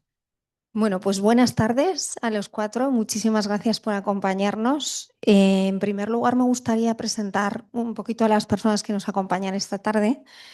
María Muñoz Martínez es ingeniera industrial ICAI y MBA por el Instituto de Empresa. En 2006 ingresó en el Cuerpo de Ingenieros Industriales del Estado, desarrollando su carrera profesional en el Ministerio de Industria y Ministerio de Hacienda en materia de política industrial, política de PYME y fondos europeos, tanto estructurales como el plan de recuperación. Actualmente en excedencia ocupa la posición de directora de Estrategia y Transformación Digital en Renfe Ingeniería y Mantenimiento, liderando el despliegue de la Agenda de Transformación Digital de aquí al 2030 en la empresa industrial del Grupo Renfe.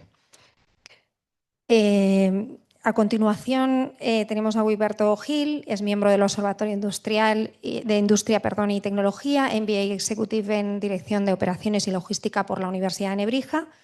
Ha completado programas de especialización en Industria Conectada, Liderazgo y Transformación Digital en la Universidad Pontificia de Comillas y cuenta con certificación internacional Scrum Master Professional Certified por la Escuela Internacional de Gestión de Proyectos. Además, posee una sólida formación técnica en tecnología de información, desarrollos de software e integración de sistemas que complementa su perfil de gestión e innovación en el ámbito industrial y logístico.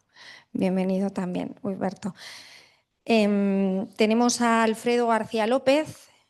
Alfredo es BBA por la Western Michigan University y MBA por el IES.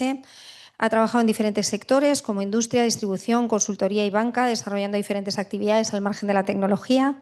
Fue Program Office Director en el Grupo Uralita y desde 2007, hace más de 18 años, trabaja para FCC, asumiendo diferentes responsabilidades. Actualmente y desde hace 7 años es el director de Sistemas y Tecnologías de la Información. Bienvenido también, Alfredo. Y por último, Leonardo Álvarez es ingeniero industrial por la UPM. Imparte clases en la misma escuela también. Tiene adicionalmente un Executive MBA por el Instituto de Empresa y es certificado APIX, que valida su experiencia y conocimiento en la gestión de la cadena de suministro, logística, producción e inventarios. Cuenta con experiencia laboral de 30 años, compaginando la consultoría y sus funciones en la compañía Ebro Foods. Su labor siempre ha estado centrada en el área de tecnología y sistemas de información y es actualmente el CEO corporativo de Ebro Foods. Bienvenido también, Leonardo. Bueno, pues muchísimas gracias a los cuatro por estar aquí, bienvenidos y vamos a intentar compartir con vosotros pues, cuál es vuestra visión sobre algunas de las cuestiones sobre las que ha estado comentando Javier esta tarde, en las que nos hemos centrado en esta nueva edición del 8º informe Smart Industry.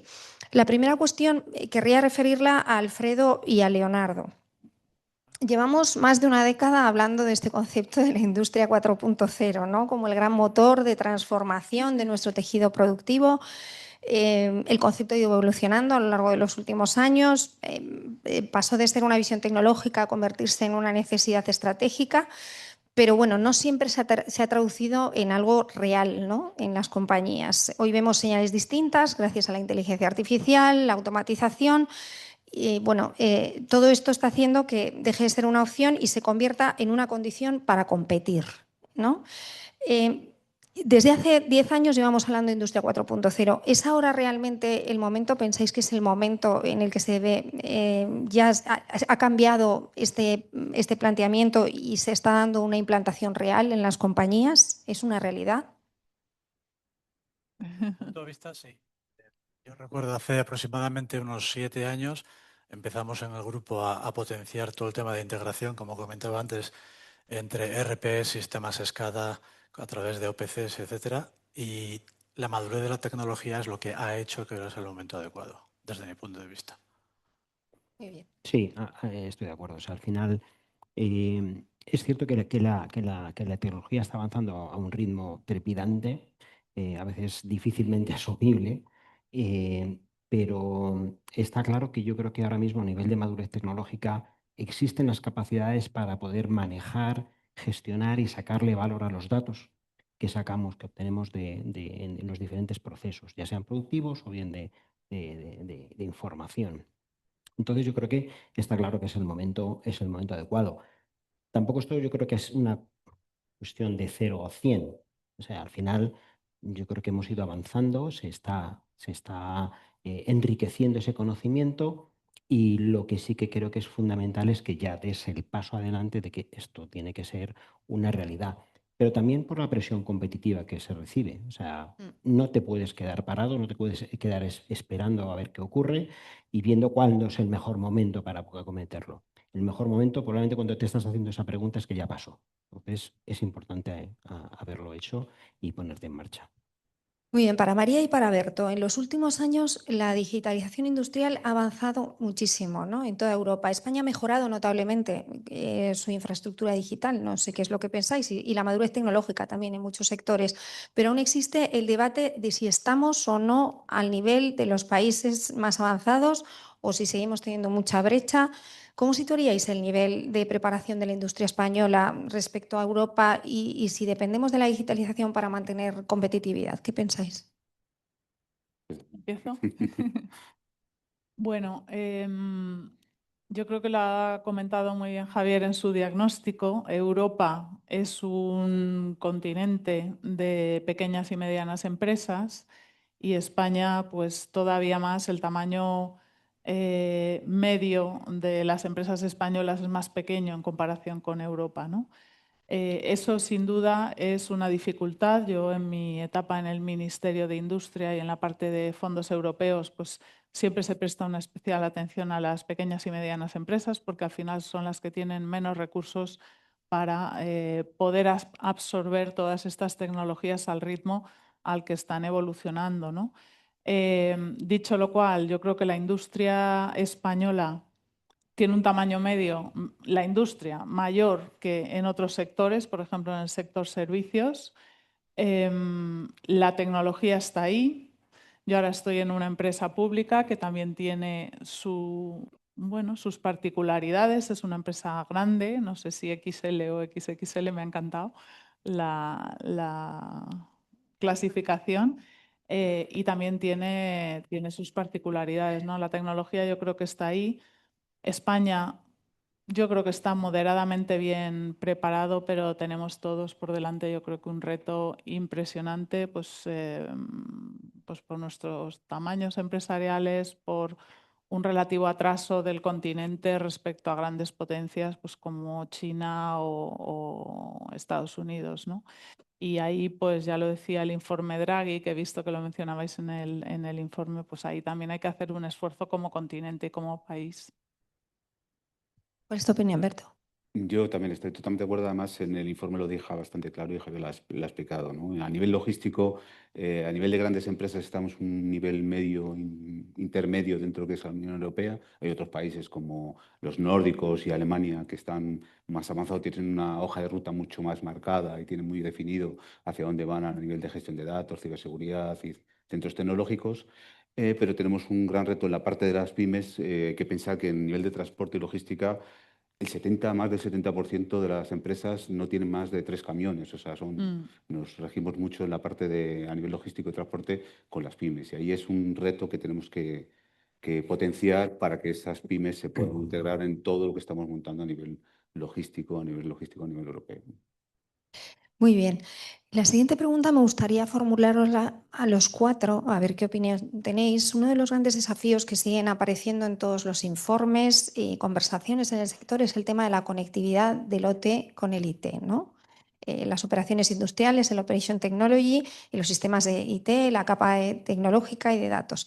A pesar de muchos avances que han sucedido en conectividad, seguridad y cloud, todavía hay muchas organizaciones que tienen barreras para poder integrar ambos mundos. ¿Cuál es hoy, pensáis, la mayor dificultad que se están encontrando las compañías para conectar el OT con el IT? Si consideráis que es un tema de reto tecnológico, es cultural, de gobernanza, ¿qué opinión tenéis? Pues yo puedo empezar también. Desde mi punto es 100% cultural. Creo que la tecnología está ahí. Aunque la NIS 2 todavía no está traspuesta para España, hay otros marcos de ciberseguridad que están perfectamente válidos, estructurados y que son conocidos. Y es un tema de esa confrontación entre el mundo IT y OT, que antes habéis comentado perfectamente, y es cambiar la mentalidad de mucha gente que todavía quiere gestionar islas en lugar de tener una visión estratégica más amplia. Yo creo, vamos, está claro que al final es un problema multidimensional. O sea, es difícil decir cuál de ellos tiene más peso. Está claro que al final, a nivel de plataformas, la conectividad IT-OT han ido siempre, o han ido históricamente por caminos diferentes. Entonces, esa conectividad entre plataformas es compleja, sobre todo cuando tratas de sistemas legacy antiguos, digamos, es una complejidad añadida. Pero creo que eso tiene una solución, o sea, eso se puede acometer y se está cometiendo en ese caso. Creo que los problemas están más en la parte cultural y en la de gobernanza, porque el mundo IT y OT han ido por caminos diferentes. Ahora, de alguna manera, se está viendo la necesidad de converger, pero bueno, alguien tiene que ponerle el cascabel al gato y tiene que, digamos, tomar una decisión, como decía Javier, de decir, oye, esto tiene que hacerse de esta manera y no pueden existir dos áreas, ya sea bien una porque cae más en el área de producción y otra que cae más en el, vamos a decir, en el área de sistemas tradicional. Esto tiene que ser una manera común, digamos, colaborativa y unificada de poder tratar y poder hacer esa transformación en las empresas. Yo creo que acabamos de decir todo lo mismo. Algo cultural y algo a nivel de gobernanza, ¿no? La definición de roles y responsabilidades está muy claro. Y sobre todo la parte que ya no es integración de tecnología, sino es integración de personas, integración de la parte OT y la parte IT, que va relacionada con la parte cultural, ¿no? Claro. Cada uno ha ido por su lado y al final tenemos que generar pues, grupos mixtos, con roles y responsabilidades claros y donde todos vayamos en el mismo sentido, ¿no? Años hablando de todo esto, ¿no? Siempre igual. Yo creo que es el reto que se está planteando en cualquier empresa industrial hoy en día, el hacer confluir que surgen como, o que hasta hace unos años pues realmente eran realidades. Nosotros, yo creo que al final, en el caso el propio avance de la tecnología nos va a arrastrar hacia ahí. O sea, yo creo que no hay que resistirse. Los trenes, la nueva flota, por ejemplo, son trenes que son capaces de monitorizar 20.000 variables en tiempo real. Entonces, eso tenemos que ser capaces de traérnoslo del tren a tierra y una vez en tierra, ¿qué hacemos con eso? Pues tenemos que llevarlo al mundo industrial del mantenimiento, porque esas variables nos van a decir qué es lo que está funcionando y qué no, cómo están las puertas, el sistema neumático, y todo eso hay que llevárselo al mundo industrial y al mundo de la gestión. Y al final van a confluir, porque no vamos a poder gestionar las empresas si no hacemos confluir los mundos. Pero el reto es, yo diría que culturalísimo también. Hay que vencer muchas resistencias y, sobre todo, cambiar la forma de trabajar. Y en ese punto de convergencia que estamos hablando, cada vez más evidente entre estos dos mundos, un poco dirigido más a Leonardo y a Berto, las consultoras IT están entrando cada vez más en el terreno OT. ¿Cómo veis vosotros esa convergencia? ¿Pensáis que aportan valor o realmente están difuminando las fronteras que existen tradicionales entre consultoras e integradores? Yo creo que al final la consultora IT tiene que hablarse con la parte de OT y no hay más remedio que tenga que intervenir dentro de lo que es cualquier tipo de proyecto. Y la parte OT tiene que entender que tiene que estar ayudada y tiene que gestionar la información, la ciberseguridad, la escalabilidad, etcétera, a través de IT, ¿no? El problema es que siempre existe ese reto de rechazo por parte de IT, OT, en el cual ese apoyo y esa conversación, ese rol y esa responsabilidad que tienen que seguir todos, pues no está muy bien marcada. Entonces, la parte de consultora IT tiene que estar unida con la parte OT, porque tienen proyectos comunes en los cuales tienen que participar y se tienen que hablar, y al final vamos a ir a lo mismo, a la parte de cultura y a la parte de rechazo, de no salir de mi zona de confort, en la cual el trabajo tiene que ser mixto y tiene que ver muy claro el rol y la responsabilidad de cada uno de ellos, ¿no? ¿Qué piensas tú, Leonardo? Volviendo otra vez a lo que comentaba Javier, que dijo un par de ejemplos sin decir nombres, de alguna empresa de consultora de IT que ha adquirido empresas más especializadas en el mundo OT. Yo creo que hay un pequeño movimiento en el mundo de las consultoras IT hacia el mundo OT que se va a quedar en el nivel del mes. No creo que vaya a bajar más, porque el nivel de proximidad que exige el mundo OT, como comentaba antes en las fábricas, va a hacer que haya una barrera difícil de superar. Muy bien. Y hablando de las infraestructuras críticas, me gustaría dirigir esta pregunta a María y Alfredo. Energía, agua, transporte son la columna vertebral, lógicamente, del país y tiene uno de los campos donde la digitalización puede tener un mayor nivel de impacto. La cuestión es si España dispone de los marcos, de las herramientas y las políticas necesarias para poder dar ese salto. ¿Contamos con las herramientas y las políticas que permitan situarnos en vanguardia digital en Europa? Bueno, a ver, yo creo que se están dando pasos. Yo, conozco, por ejemplo, de iniciativa Gaia X, por ejemplo, que abre, que un poco busca ese entorno para poder compartir datos. Creo que ese tipo de iniciativas son fundamentales porque abren la visión a que de una manera individual esto es muy difícil que avance. Por tanto, yo creo que sí de iniciativas ayudan y traccionan al resto de actores. Es cierto que hay determinadas normativas, por ejemplo, en ese caso, por ejemplo, el tema de ciberseguridad, NIS2 ha venido a ayudar bastante a concienciar todo lo que tiene que ver con la necesidad de tener unos niveles de madurez a nivel de ciberseguridad mucho mayores de lo que teníamos en todo el ámbito de las infraestructuras, tanto IT como OT. O sea que yo creo que sí que se están dando pasos. Obviamente, pues bueno, esto es un camino y hay que seguir en él. ¿Tú qué piensas, María, sobre las políticas? Bueno, si pensamos en las agendas digitales, yo creo que España lleva décadas promoviendo este tipo de agendas o de políticas de apoyo a la digitalización desde el sector público. El Plan Avanza, el Plan Info 21, la Agenda Digital para España, creo que es la más reciente.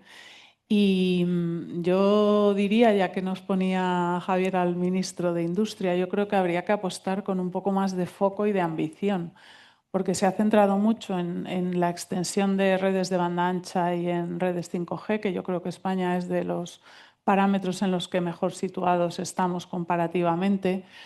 Se centró en su día en lo que llamábamos la sociedad de la información, que es un poco ha desaparecido, o ya no lo llamamos así, digitalización básica.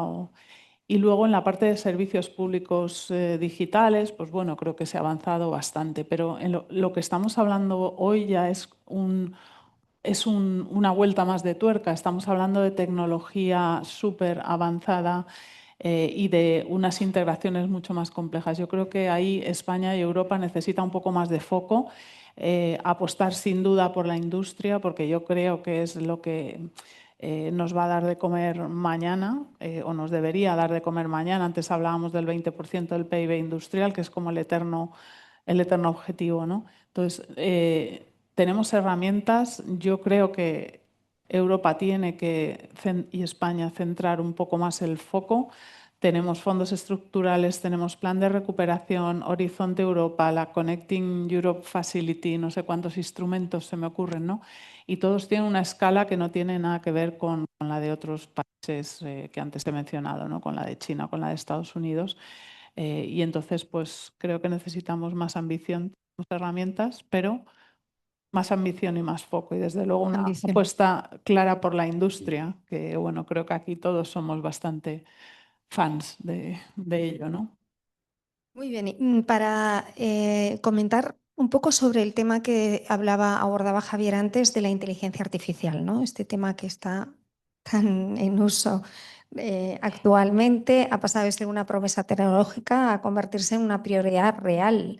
Pero hablando un poco de ese grado de madurez, ¿no? Que comentaba antes también Javier, que ha salido un poco en el informe, estamos viendo proyectos consolidados, todavía se trata en muchos casos de pilotos o de pruebas. ¿Hay casos maduros de utilización de inteligencia artificial en la industria? ¿Seguimos en fase exploratoria? ¿Y qué áreas son las que están mostrando, pues digamos que más retorno real? ¿Qué es lo que pensáis al respecto de esto? Bueno, yo que separaría la parte de inteligencia artificial desde el antes de la generativa y el después, ¿no? con la generativa. Siempre a nivel del sector logístico, la parte antes de la generativa, hay proyectos ya muy maduros y yo creo que a nivel logístico el grado de madurez es bastante alto, ¿no? Ya se hace la predicción de la demanda, se hace optimización de rutas, se hace gestión a nivel de sostenibilidad, con gamificación, consumos, etcétera, etcétera. A partir de la inteligencia artificial generativa, estamos en ese grado de madurez de, como nos ha explicado antes Javier en el informe, de a ver qué pasa. Hacemos pruebas de concepto, pero no son escalables, estamos seguros, son fiables. Estamos en ese punto ahora mismo de que no tenemos exactamente claro lo que queremos hacer, el reto que queremos seguir, qué caso de uso queremos dar, cuál es el punto de dolor y cómo podemos utilizar, etcétera, etcétera. A nivel de áreas donde se suelen utilizar, bueno, la parte logística está clara, la parte operativa, y a nivel de la parte ya finanzas, recursos humanos, etcétera, el uso de la inteligencia artificial está más orientada a la parte generativa, como se ha visto antes en el informe, a nivel de documentación, etcétera, etcétera, ¿no? ¿Qué opinas, Leonardo? Pues coincido con él. A nivel de Machine Learning, que es el antes, El Deep Learning y el Machine Learning, ¿no? todo el tema de forecast o pronósticos, previsiones es bastante maduro. También todo el tema de mantenimiento predictivo. Yo creo que ha habido muchos casos que se han implantado y se han hecho cosas. Y a nivel generativo, pues creo que estamos todavía todos en pruebas de conceptos, en pensar qué se puede hacer. Y básicamente todo el mundo con los móviles, viendo casos de esos más personales que industrializados, ¿no? Muy bien, de nuevo para Alfredo y para María. A medida que las industrias avanzan en su digitalización, la ciberseguridad, ¿no?, se ha convertido en un factor decisivo. Proteger infraestructuras de datos, pero no solamente esto, sino que existe un debate sobre si la seguridad o la ciberseguridad se percibe como un requisito que ralentiza los proyectos o es una palanca que hace que sean sostenibles en el tiempo. ¿Se percibe la ciberseguridad como un freno o pensáis que es un acelerador? ¿Qué piensas, María? Esta es pregunta trampa. Porque la verdad que para el que lo sufre, indudablemente es un freno, ¿no? Nosotros tenemos en Renfe una política corporativa para todas las sociedades que integramos el grupo, que es común. Como no puede ser de otra manera, nosotros operamos activos con una normativa de seguridad además muy estricta y por tanto la ciberseguridad es un requisito que va pegado, ¿no?, al cumplimiento de nuestros propios estándares de seguridad en general. Yo creo que son dos caras de una misma moneda. No puede haber digitalización si no hay un avance en paralelo en la ciberseguridad. Yo creo que es un elemento necesario para reducir los riesgos y proporcionar confianza. Absolutamente de acuerdo con lo que dice María. O sea, al final es cierto. O sea, la transformación digital no puede avanzar si no te llevas la ciberseguridad en paralelo. Lo que ocurre es que yo creo que muchos procesos de transformación digital, de eficiencia, de búsqueda de aplicar tecnología a cualquier tipo de proceso, normalmente se piensa aisladamente de la ciberseguridad.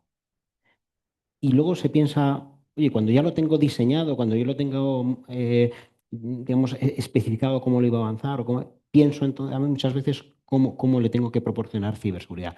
Eso es un error fundamental. Tú tienes que llevar la ciberseguridad desde el diseño, desde el primer momento, y contemplar eso como algo que tiene que evolucionar a la par que tu propia transformación o, digamos, la inversión que vayas a cometer en ese ámbito. De esa manera no es ni un freno, es que es algo natural. Y si no lo haces, lo vas a pagar. Eso está claro porque te van a pillar. Eso no hay. Muy bien, pues me gustaría formular igual pues una última pregunta para ver si podemos robarle unos minutos en la tarde de hoy y alguna de las personas del público se anima a preguntaros alguna cuestión que le pueda ser de interés. Para cerrar esta última pregunta, me gustaría que habláramos sobre el camino que nos queda por recorrer, ¿no?, para consolidar este modelo industrial. De cara a los próximos años, es clave identificar qué prioridades pueden marcar la diferencia para acelerar este proceso y situarnos entre los líderes europeos, que al final es un poco lo que queremos todos, ¿no? Si tuvierais que definir es un poquito la pregunta para todos, ¿cuál podría ser la prioridad común para acelerar la industria 4.0 en España de aquí a 2 años? ¿Qué es lo que me diríais que sería relevante?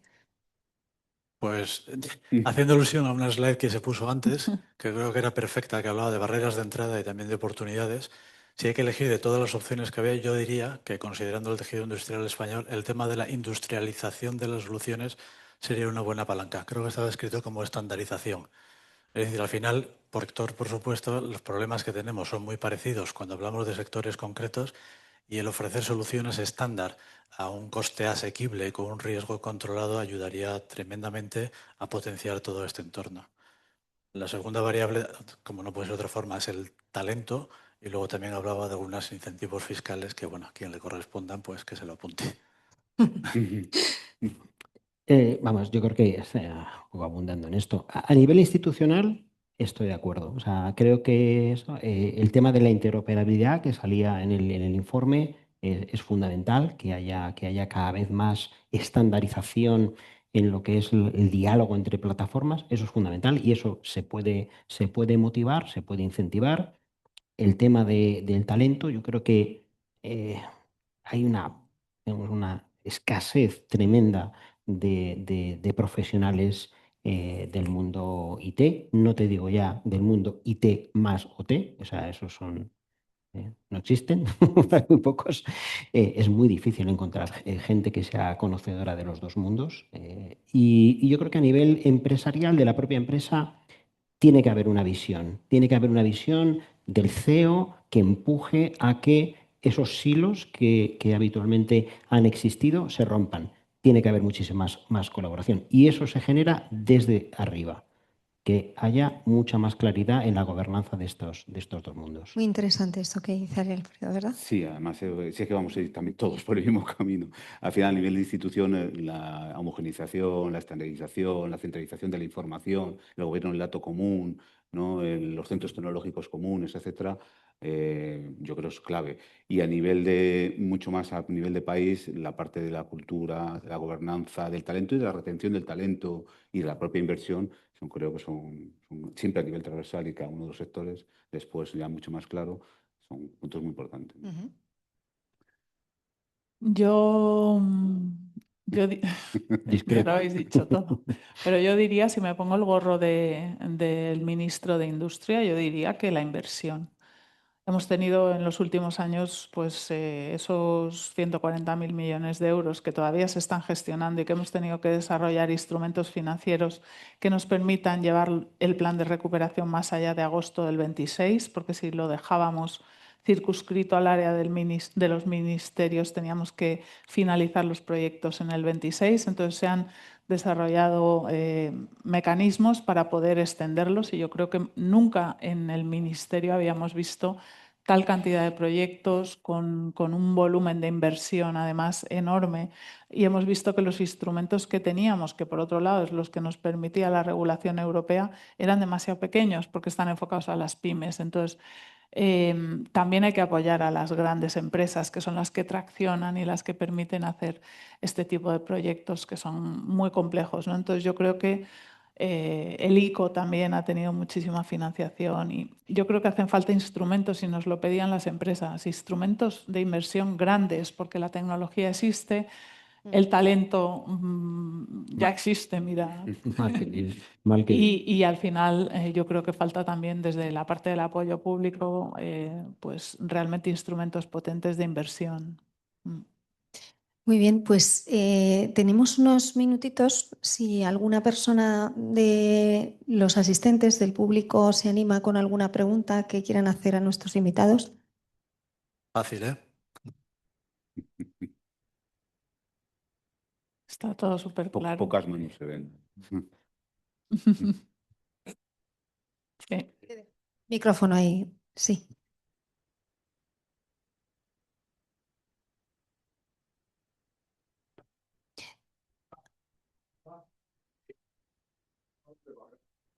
Y yo creo que hay una que es clara, que no sé si la veréis también, que es que desde hace 40 o 50 años ha existido la figura del CIO, la figura del director de informática, CIO, le hemos llamado de muchas formas, ahora le llamamos muchas veces transformación digital, pero realmente nunca ha existido la figura del director de OT.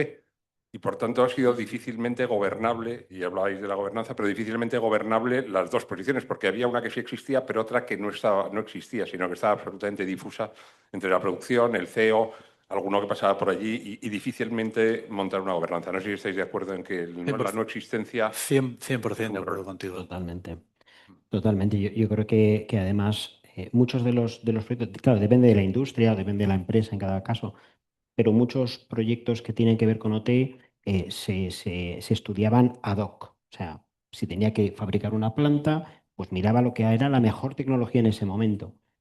Y nadie contaba a lo mejor con un área de tecnología para poder eso. También es cierto que son el mundo OT y OT tienen objetivos diferentes.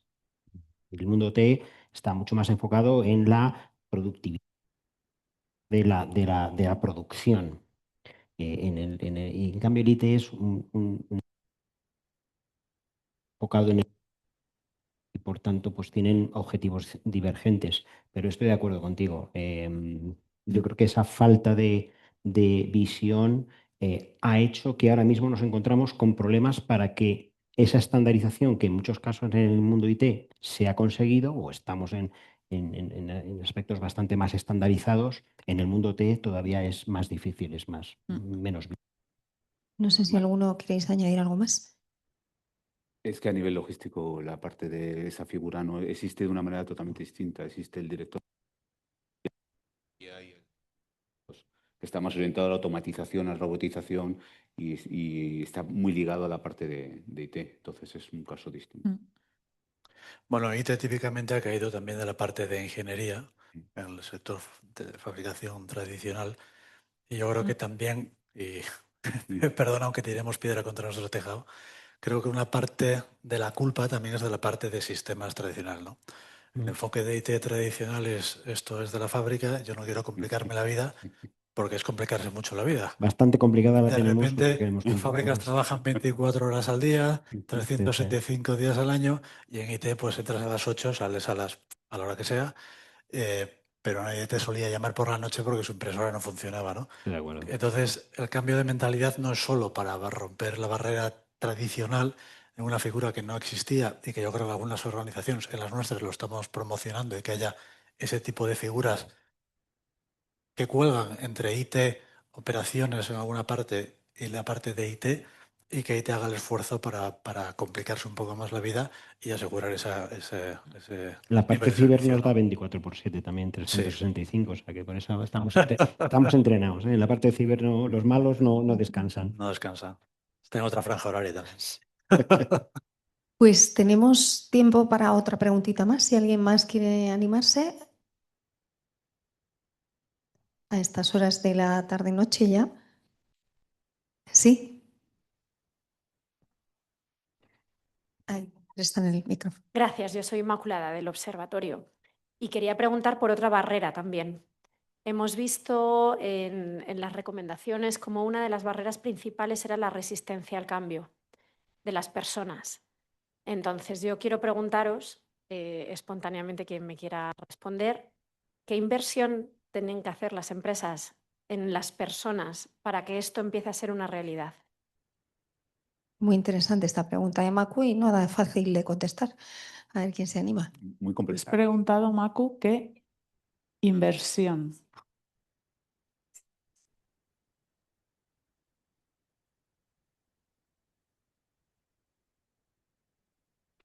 Yo creo que a mí, particularmente en el proyecto que estamos abordando en nuestra empresa, en Renfe, me preocupa mucho este tema, la resistencia al cambio. De hecho, en algunos años pasados se han adoptado soluciones que funcionaban y que en un momento dado, no sé por qué, se abandonaron. Es decir, que incluso se ha vuelto para atrás. Entonces, yo creo que se necesita mucho liderazgo y apoyo de las capas altas de la organización, porque si no, no rompes pues cada uno hace un poco lo que puede. Hace falta mucha continuidad.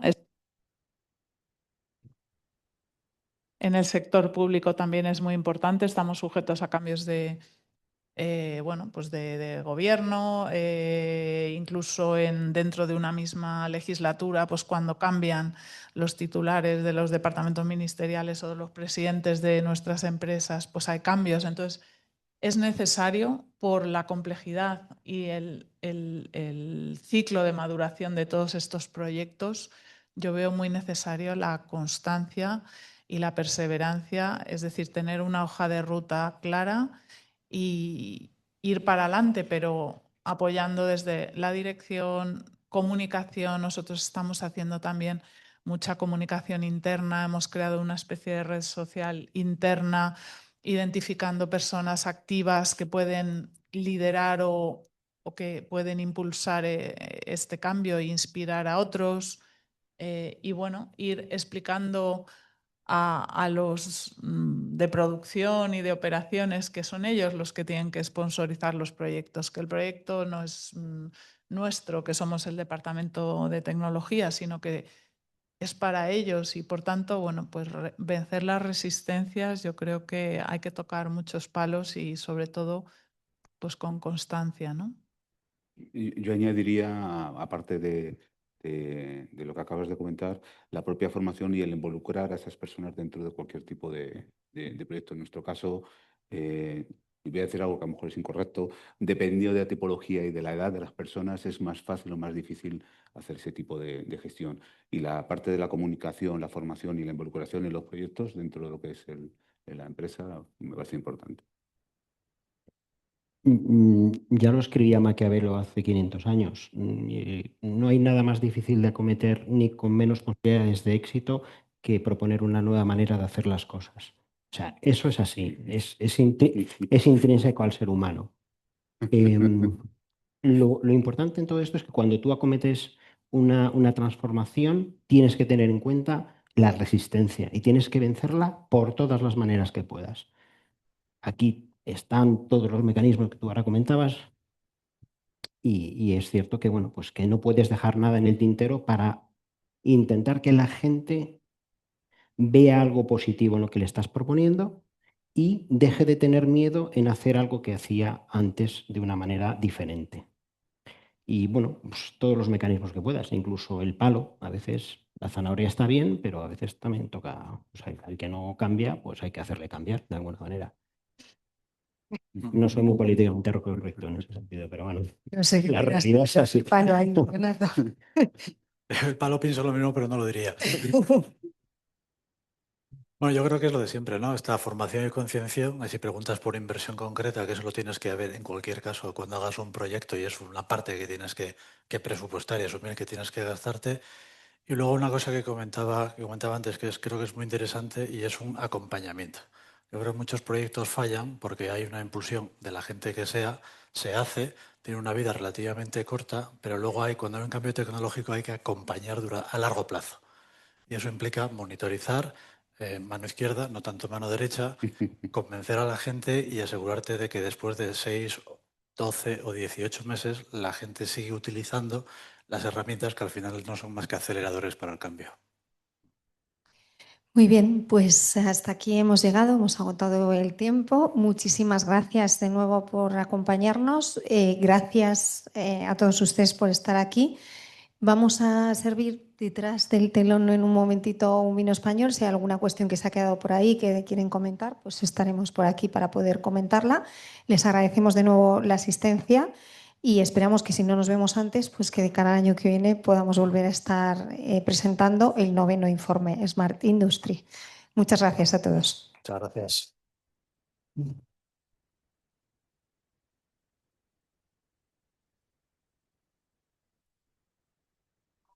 Será muy bien. Uf, vale.